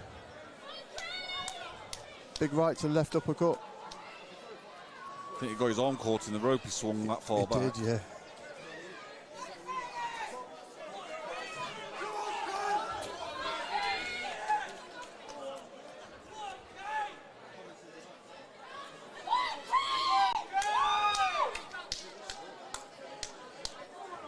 Do you think Cam just looks a bit too comfortable sat on the back foot? And yeah, he just needs to step it up a little bit, don't he? But again, is that the body shot's taking the toll? Again, look, 3 backward steps before a shot's thrown. He's happy there, I guess, but just like to see him come forward a bit more and maybe turn off the ropes and out the corner like here, big pivot and a turn, but he is landing the odd shot though. He's landing the odd hook and things like that. There we go, that's what, looking for that big check hooking out, but Kane's still coming straight forward. Back onto the ropes. Yeah. So try and look for that exit. Kane's really relentless with that body shot. Kane looks to me as if the shots that have landed haven't bothered Kane. They've not put him off coming forward. Right. I think he feels like he can stand there and slug it out and not worry about it. Yeah, you're absolutely right, mate. He's throwing with abandon now. He's not bothered about what comes back. Oh. Decent round again. Probably another nod to the red corner there, I think. Yeah. But it's not over. No, well, it's never over until the bell's gone, is it? But have a look at blue corner there. From what you said from them body shots, mate, he's definitely feeling them now.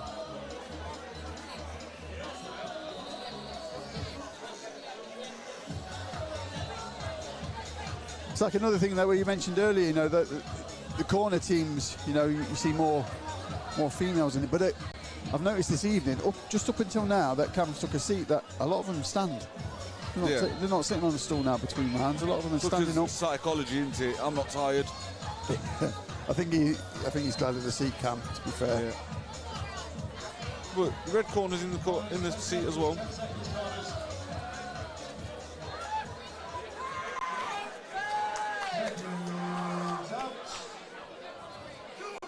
Interesting third and final.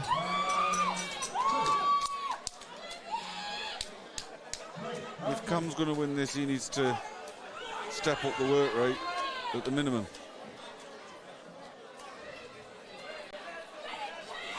He started a bit more active, but how long he can keep that up for before he reverts to that backward step in, fine on the back foot, but he's bringing it to him. So I love that. I love that when he does the check hook and moves, but to then take two back steps into and then just putting himself into the corner or the ropes. And then he just faces a barrage of body shots from Kane. Look. See that exit pivot and then sit on the ropes.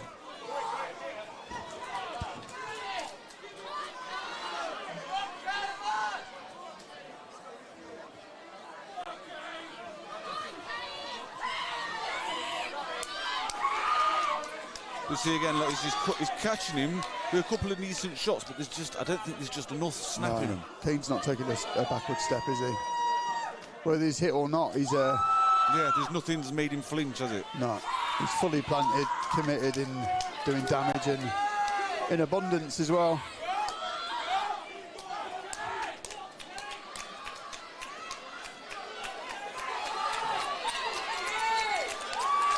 But is he in danger of punching himself out?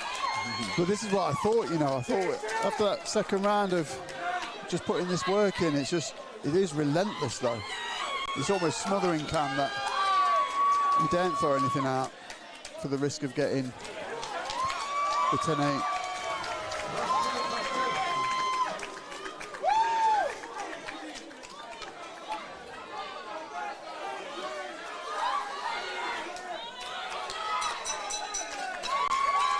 Well done, boys.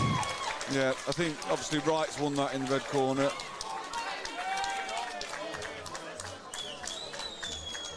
Punches in bunches, mate. It was just relentless, wasn't he, Kane? Just forward pressure, non-stop effort and work. I'll tell you this, I think there's a few fights for him over in Nottingham. Yeah. The opponents. Put him in with someone like Destiny that's also high work rate. That'll make a great fight. Oh, that would be a great fight, yeah.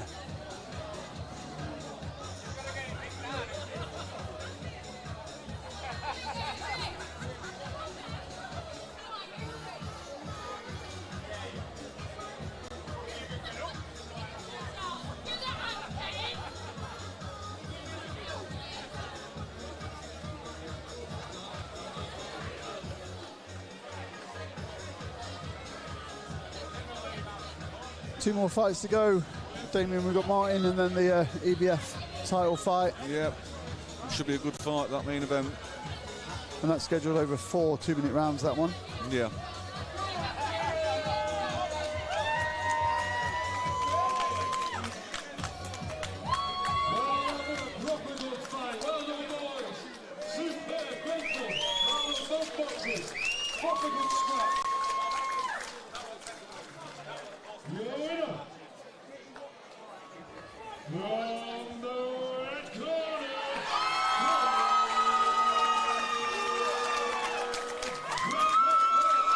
That's well deserved.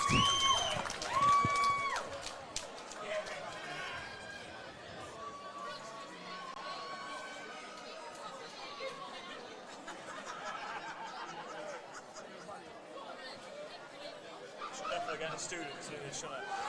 Yeah. A uni student that's doing like studying media.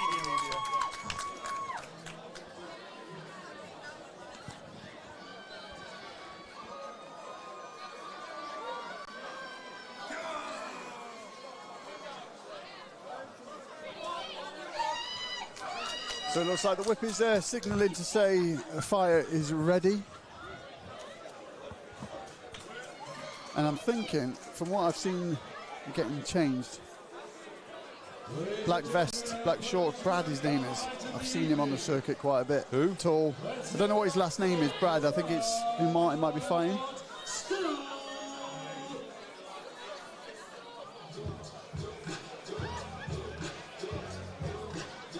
seen him, but he's not come out yet.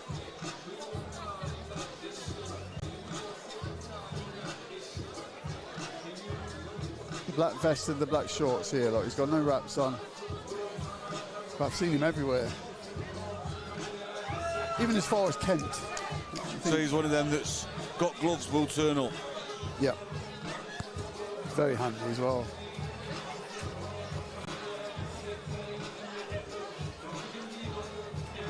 Not wrapped his hands up, not done no. Yeah, just come in, I'll have scrap.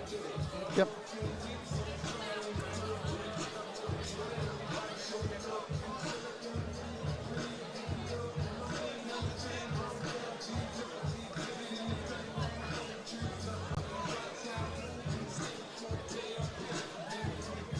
But he's definitely he's no pushover, is Brad.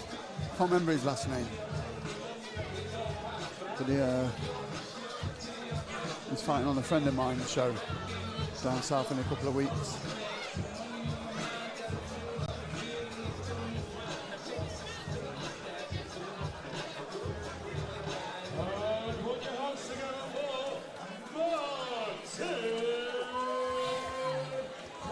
So Martin Cross has waited a while. He was supposed to be on after the interval, but he's on now. His opponent went AWOL. But we brought in Brad Smith as his replacement. We've got a big fight next week or the week after down south as Brad. A friend of mine's show, but he's got Martin Cross today from Nottingham. Yep. Bus driver still or not? I don't know if he's still on the buses. He trained at Shinfields. Okay. It's a well-established gym. Trained many a champion fighter. Is that where Jack Mantell is? And yeah. Yep. He's fighting soon. He's got Conor Meanwell from Newark. I've seen that. Conor Meanwell from. Oh yeah. They're fighting on a. In fact, I think they're fighting at the Nest on Big City Boxing, Ashton and the name escapes me already. Cole Greaves. Cole Greaves, yeah. So they've got a show on. I think both Meanwell and Mantella fighting on that one. Notts County ground. Yeah. His opponent in the red corner, Martin.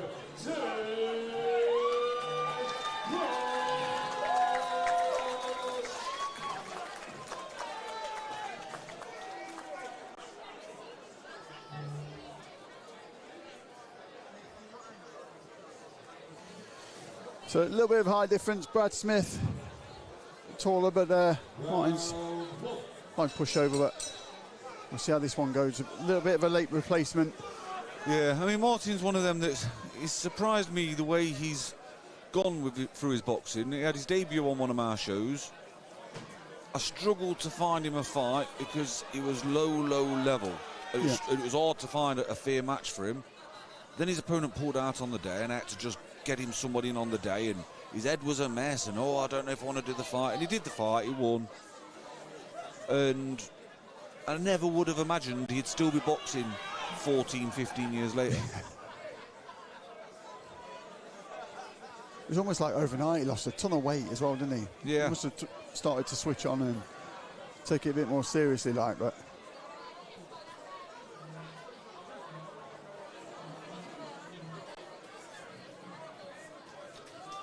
it was in the days when I had the pro Maltese license.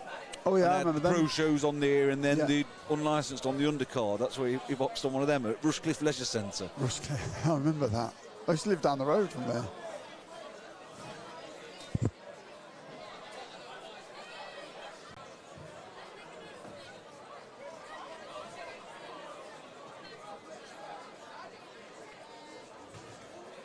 Will Kane's had his pro debut on that. There's about 1,000 fights down the line now, isn't it? He's definitely chased a few park cars as well. Yeah.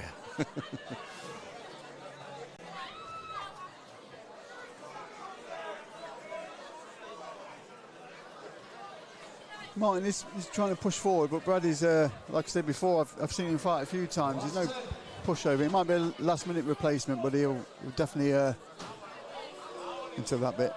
Go through the rounds, you know what I mean, and put pressure on Martin until that MMA throw there for Martin, but we'll gloss over that, it's all right. That's sometimes a bit of kidology. It's like showing his strength, isn't it? Yeah.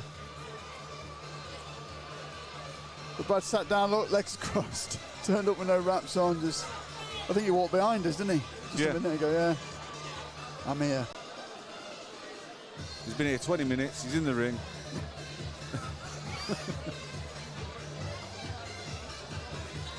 Hats off to him, mate. Getting the phone call late on because somebody's done a runner. Yeah, I'll do it. Probably just off the sofa, getting comfy watching Celeb Jungle. Got the call. But no doubt the other fella's going to be on social media talking to his influencers about this, that and the other of why the fight didn't happen. Oh, yeah. The reality is he's shit out and fucked up. Yeah, bottled it.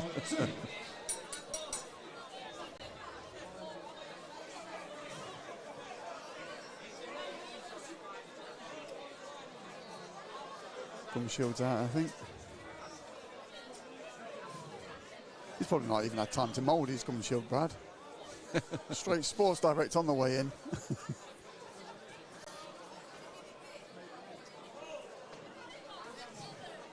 Nice cheeky one over the top there from Martin, just in that clinch as they broke.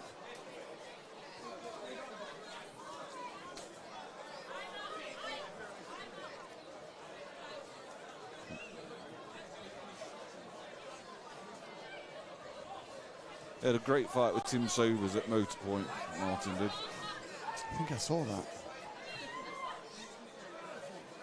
And then he fought again, didn't he, at Palais or prison or whatever for terms of time and won. Yeah, I think because they drew, I think, at the Motorpoint, so they'd rematch. I think I streamed that one, actually, the Motorpoint. Don't think I was there for that one. Is it The Greatest Show or some? I can't remember. Yeah, something something like that, yeah.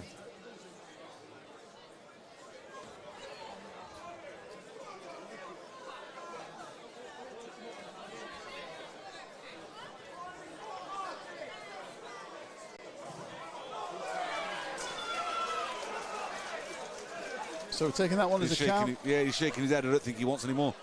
Gum shield out. No, it is. Gum shield is out, but he's back to his feet.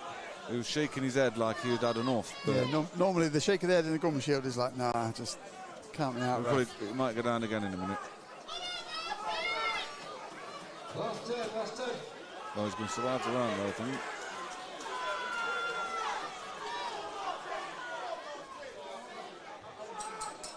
Nice. Well done, boys. Don't know if we've got a little bit of a cut on Martin's head, but yeah, that's I think I saw that at the end of the first round. Don't think it's anything to be concerned about, though.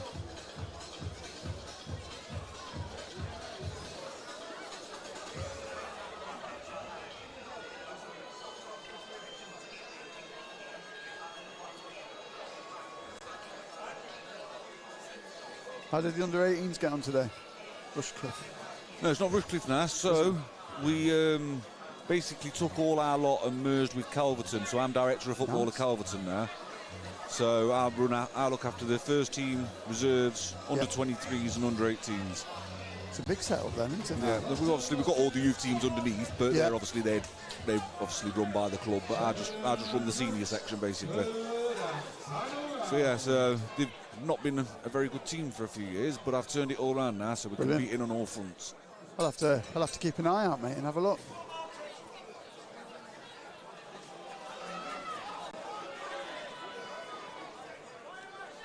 I don't know what step in everything is, but we've got obviously Ollerton, there's another knee. Ollerton Town and Wellsby, I think, where I live. I run the under-23s league, and we've got Walesby in it. Oh, it's across the road from where I live, where Wellsby is. My lad plays for the under-9s. What, for Walesby? Yeah. Yeah. Yeah, we've got Walesby in it.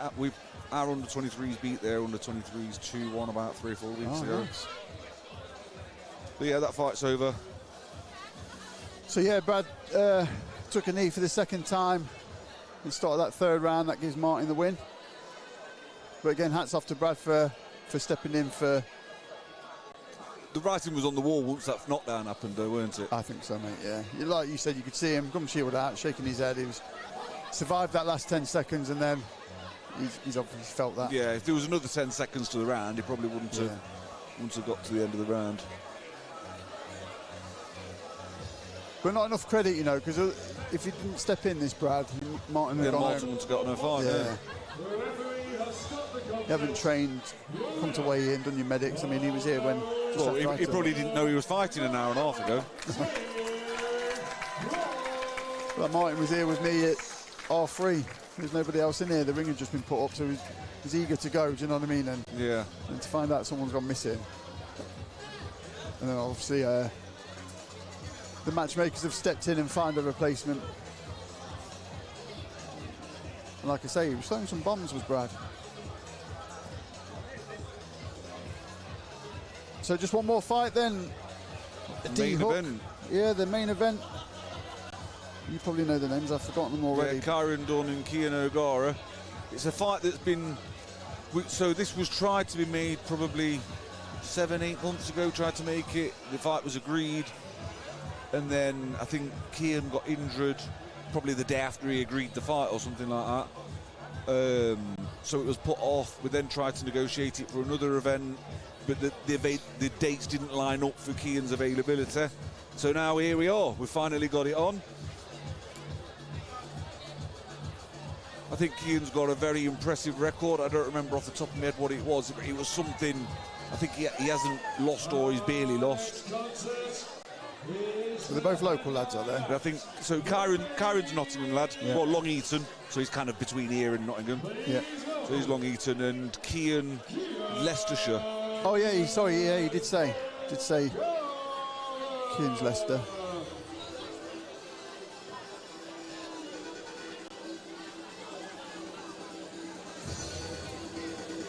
I'm pretty sure that's where he's from anyway.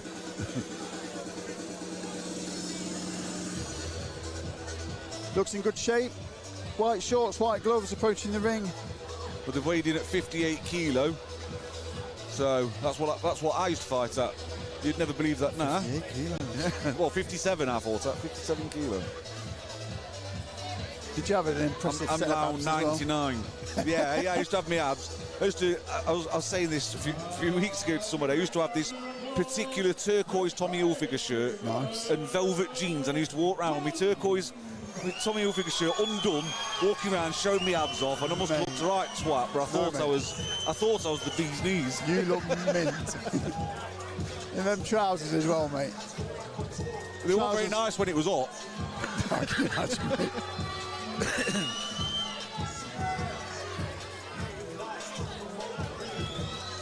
So as you can see, Kian looks the taller man, significantly taller, I think.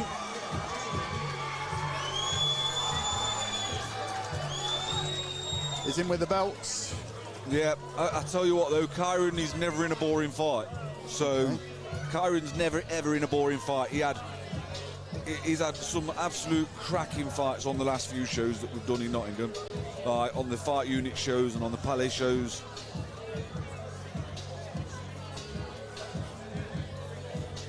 He doesn't take a backward step and he's fast. Okay. Sometimes that's to his own detriment though. So this is going to be interesting. 4 2-minute rounds then, Damien, for this It should be. EBF title. Obviously, Kian's got the height, which can give a completely different problem for Kyron to deal with. Like you say, mate, if this has been a match in the making, then I'm sure we're blessed with a barnstormer, hopefully.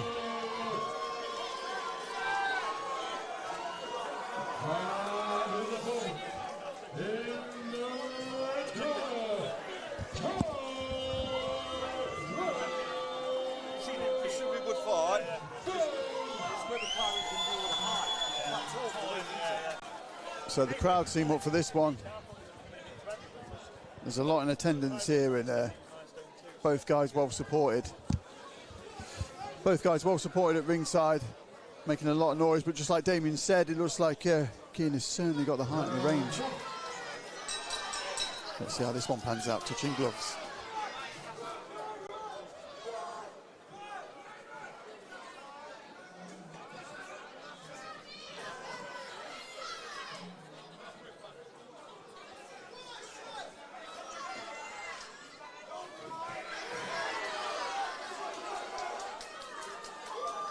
As the fight warms up, you'll hear the decibels raise because, like I say, it's always an interesting fight with Kyle.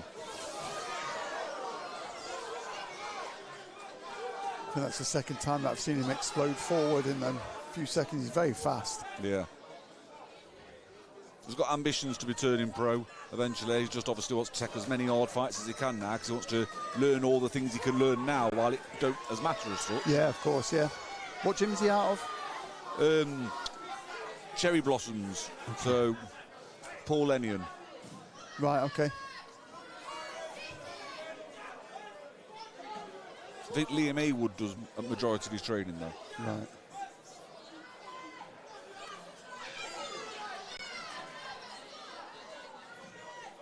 He's not making it look like he's the shorter fighter though, is he? He's timing and he's like Well, obviously, he'll be sparring with lads that are a bit taller than him and stuff to get used to it, won't he, and prepare. Yeah. So, I mean, he's not going to find much sparring in his height, I guess.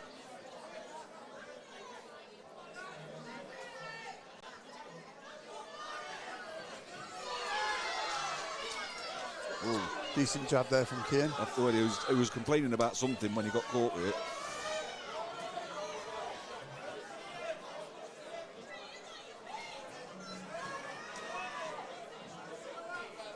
Last set.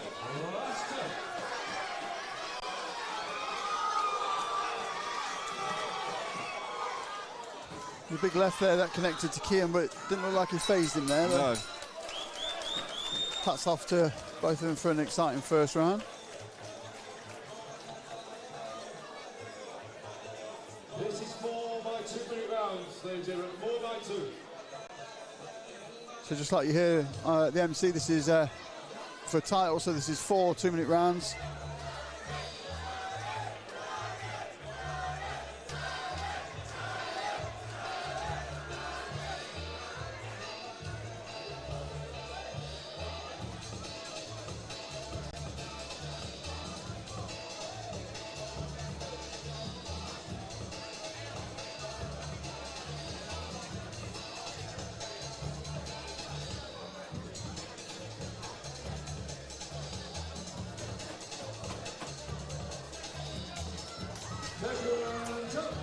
Round 2. So both off their stools, ready to start round number 2 of 4.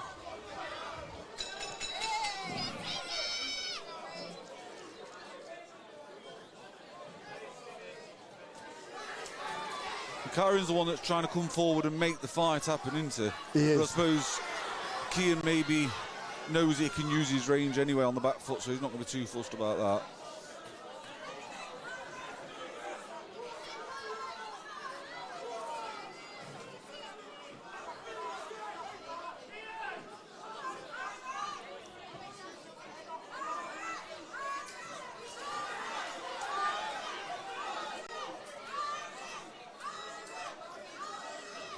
He switched to southpaw then, is he? Kian, was he? Is that how he started? I haven't just Who, noticed. Kian? Yeah. I didn't know. I think he's switching. orthodox. Yeah. Yeah, he switched back now. Yeah. Caught a couple of shots against the ropes there, but he's turned quite well. But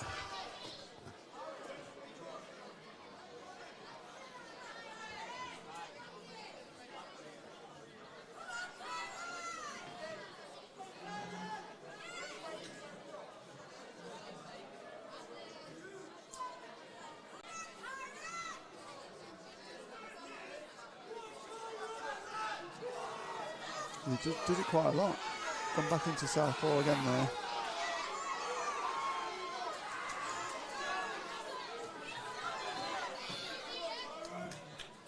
Kian's starting to get that jab at the range going a little bit. He has, now, hasn't isn't he? Yeah. I think that'll only instill a bit of confidence in him to start coming forward more now, I think.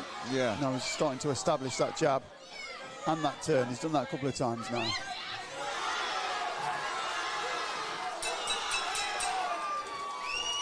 I do like to see boxing like this. Painful chess. Of what? A game of painful chess. Yeah. These boys aren't trying to swing and hit. They're trying to set stuff up and create angles and body head and vice versa. It's good to see.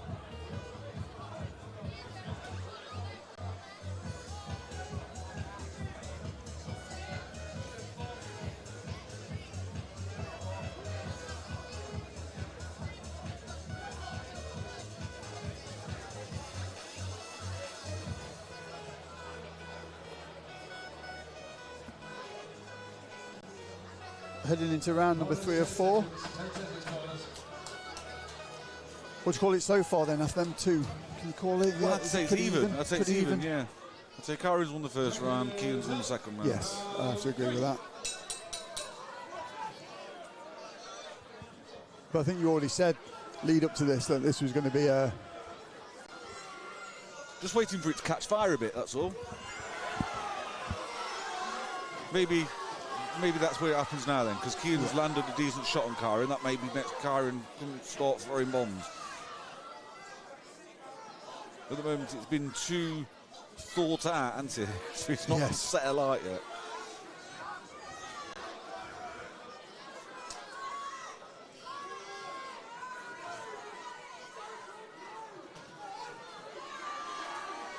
Keane's really good at that. He's really good at just rolling that, changing the angle and then trying to strike.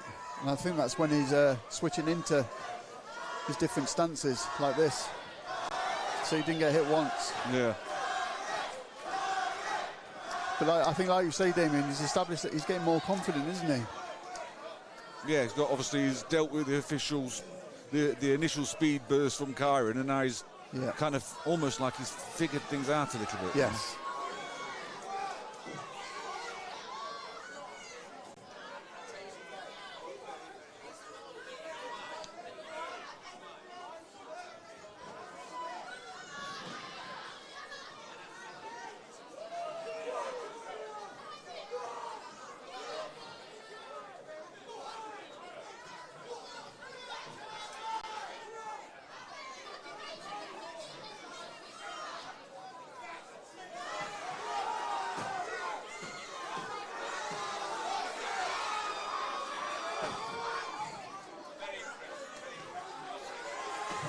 Yeah, he's definitely getting more confident. Yeah, he's hands down now, yeah.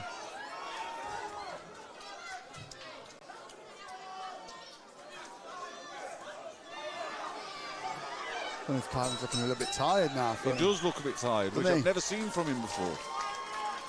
Normally he's just going full belt for 4 rounds. And I think that's when, because of Keane's head movement, it's when you throw a shot and miss it, it's more out of you, don't it?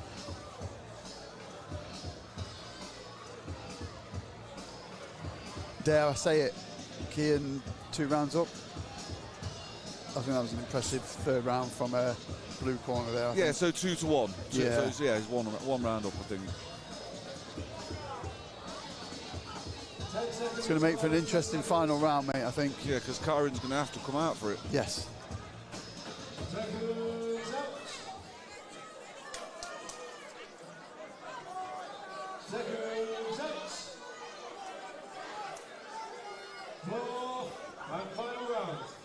It's delivered so far, Damien, but like you say, just need to light the touch paper now for this final round. It's going to have to go like a firework to try and turn this on its head. Keane is just so good at moving.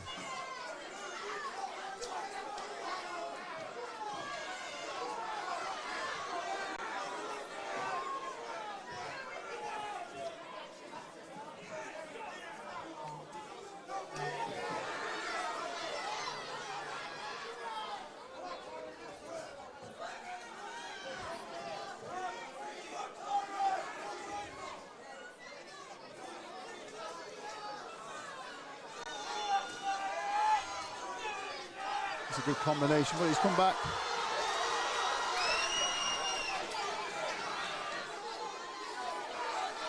Dunn's got to put this on now. He's got to put it on.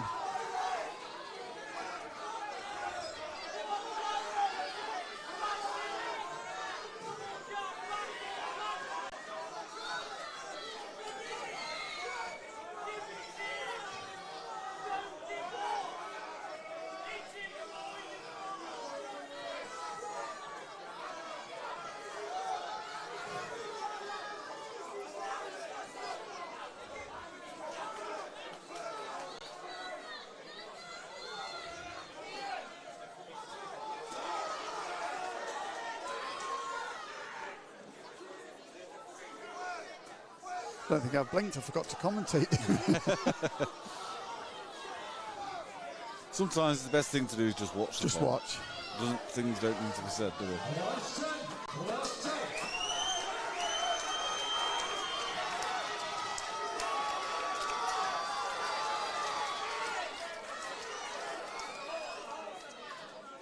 That's the end. That's the 4 done.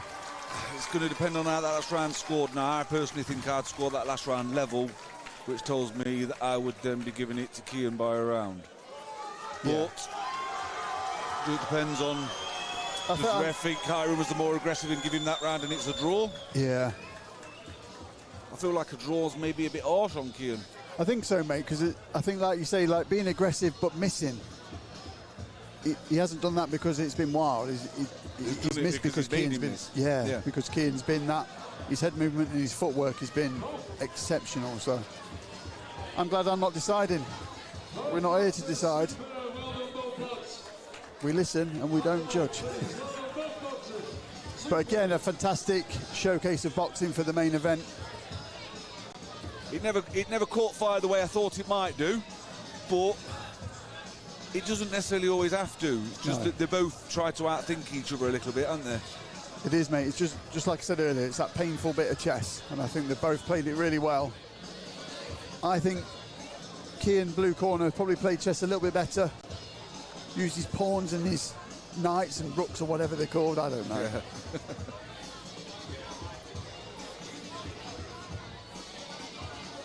But as a boxing fan, that was enjoyable to watch them 4 rounds. Like I say, I haven't seen neither fight, so I can't base it on what I've seen before. But for them 4 rounds, it was nice to see technique-wise a good showcase of boxing here at Ashton Promotions at Roller World, back in Derby.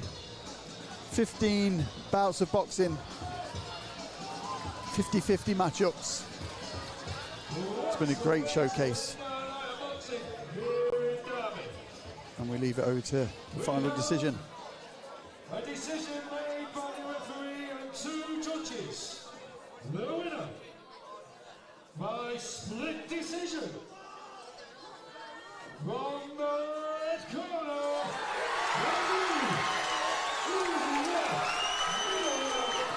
Is that a bit of an hometown decision, maybe? Could be, mate. Yeah, it could be. I mean, I'm not saying it's a robbery or anything, but I do think I would slightly lean to Kean. I think so, mate. Yeah, I think Kean can feel a little bit hard done by there. He's doing all he can apart from put something on the ground. You know, he's made him miss, made him pay, that sort of thing. And like you said earlier, you touched on it, that maybe Kyron, Mr. Dunn, obviously the aggressor coming forward, then first couple of rounds might have swung it. It's a difficult one. It's just sometimes what the judges prefer, isn't it? They watch different things. That's why you have multiple judges from different angles and things like that. Great performance by both guys. And again, look, Kean's clapping. Even though he's on the receding end of that, taking the L, he's still showing great sportsmanship there. He did really, really well.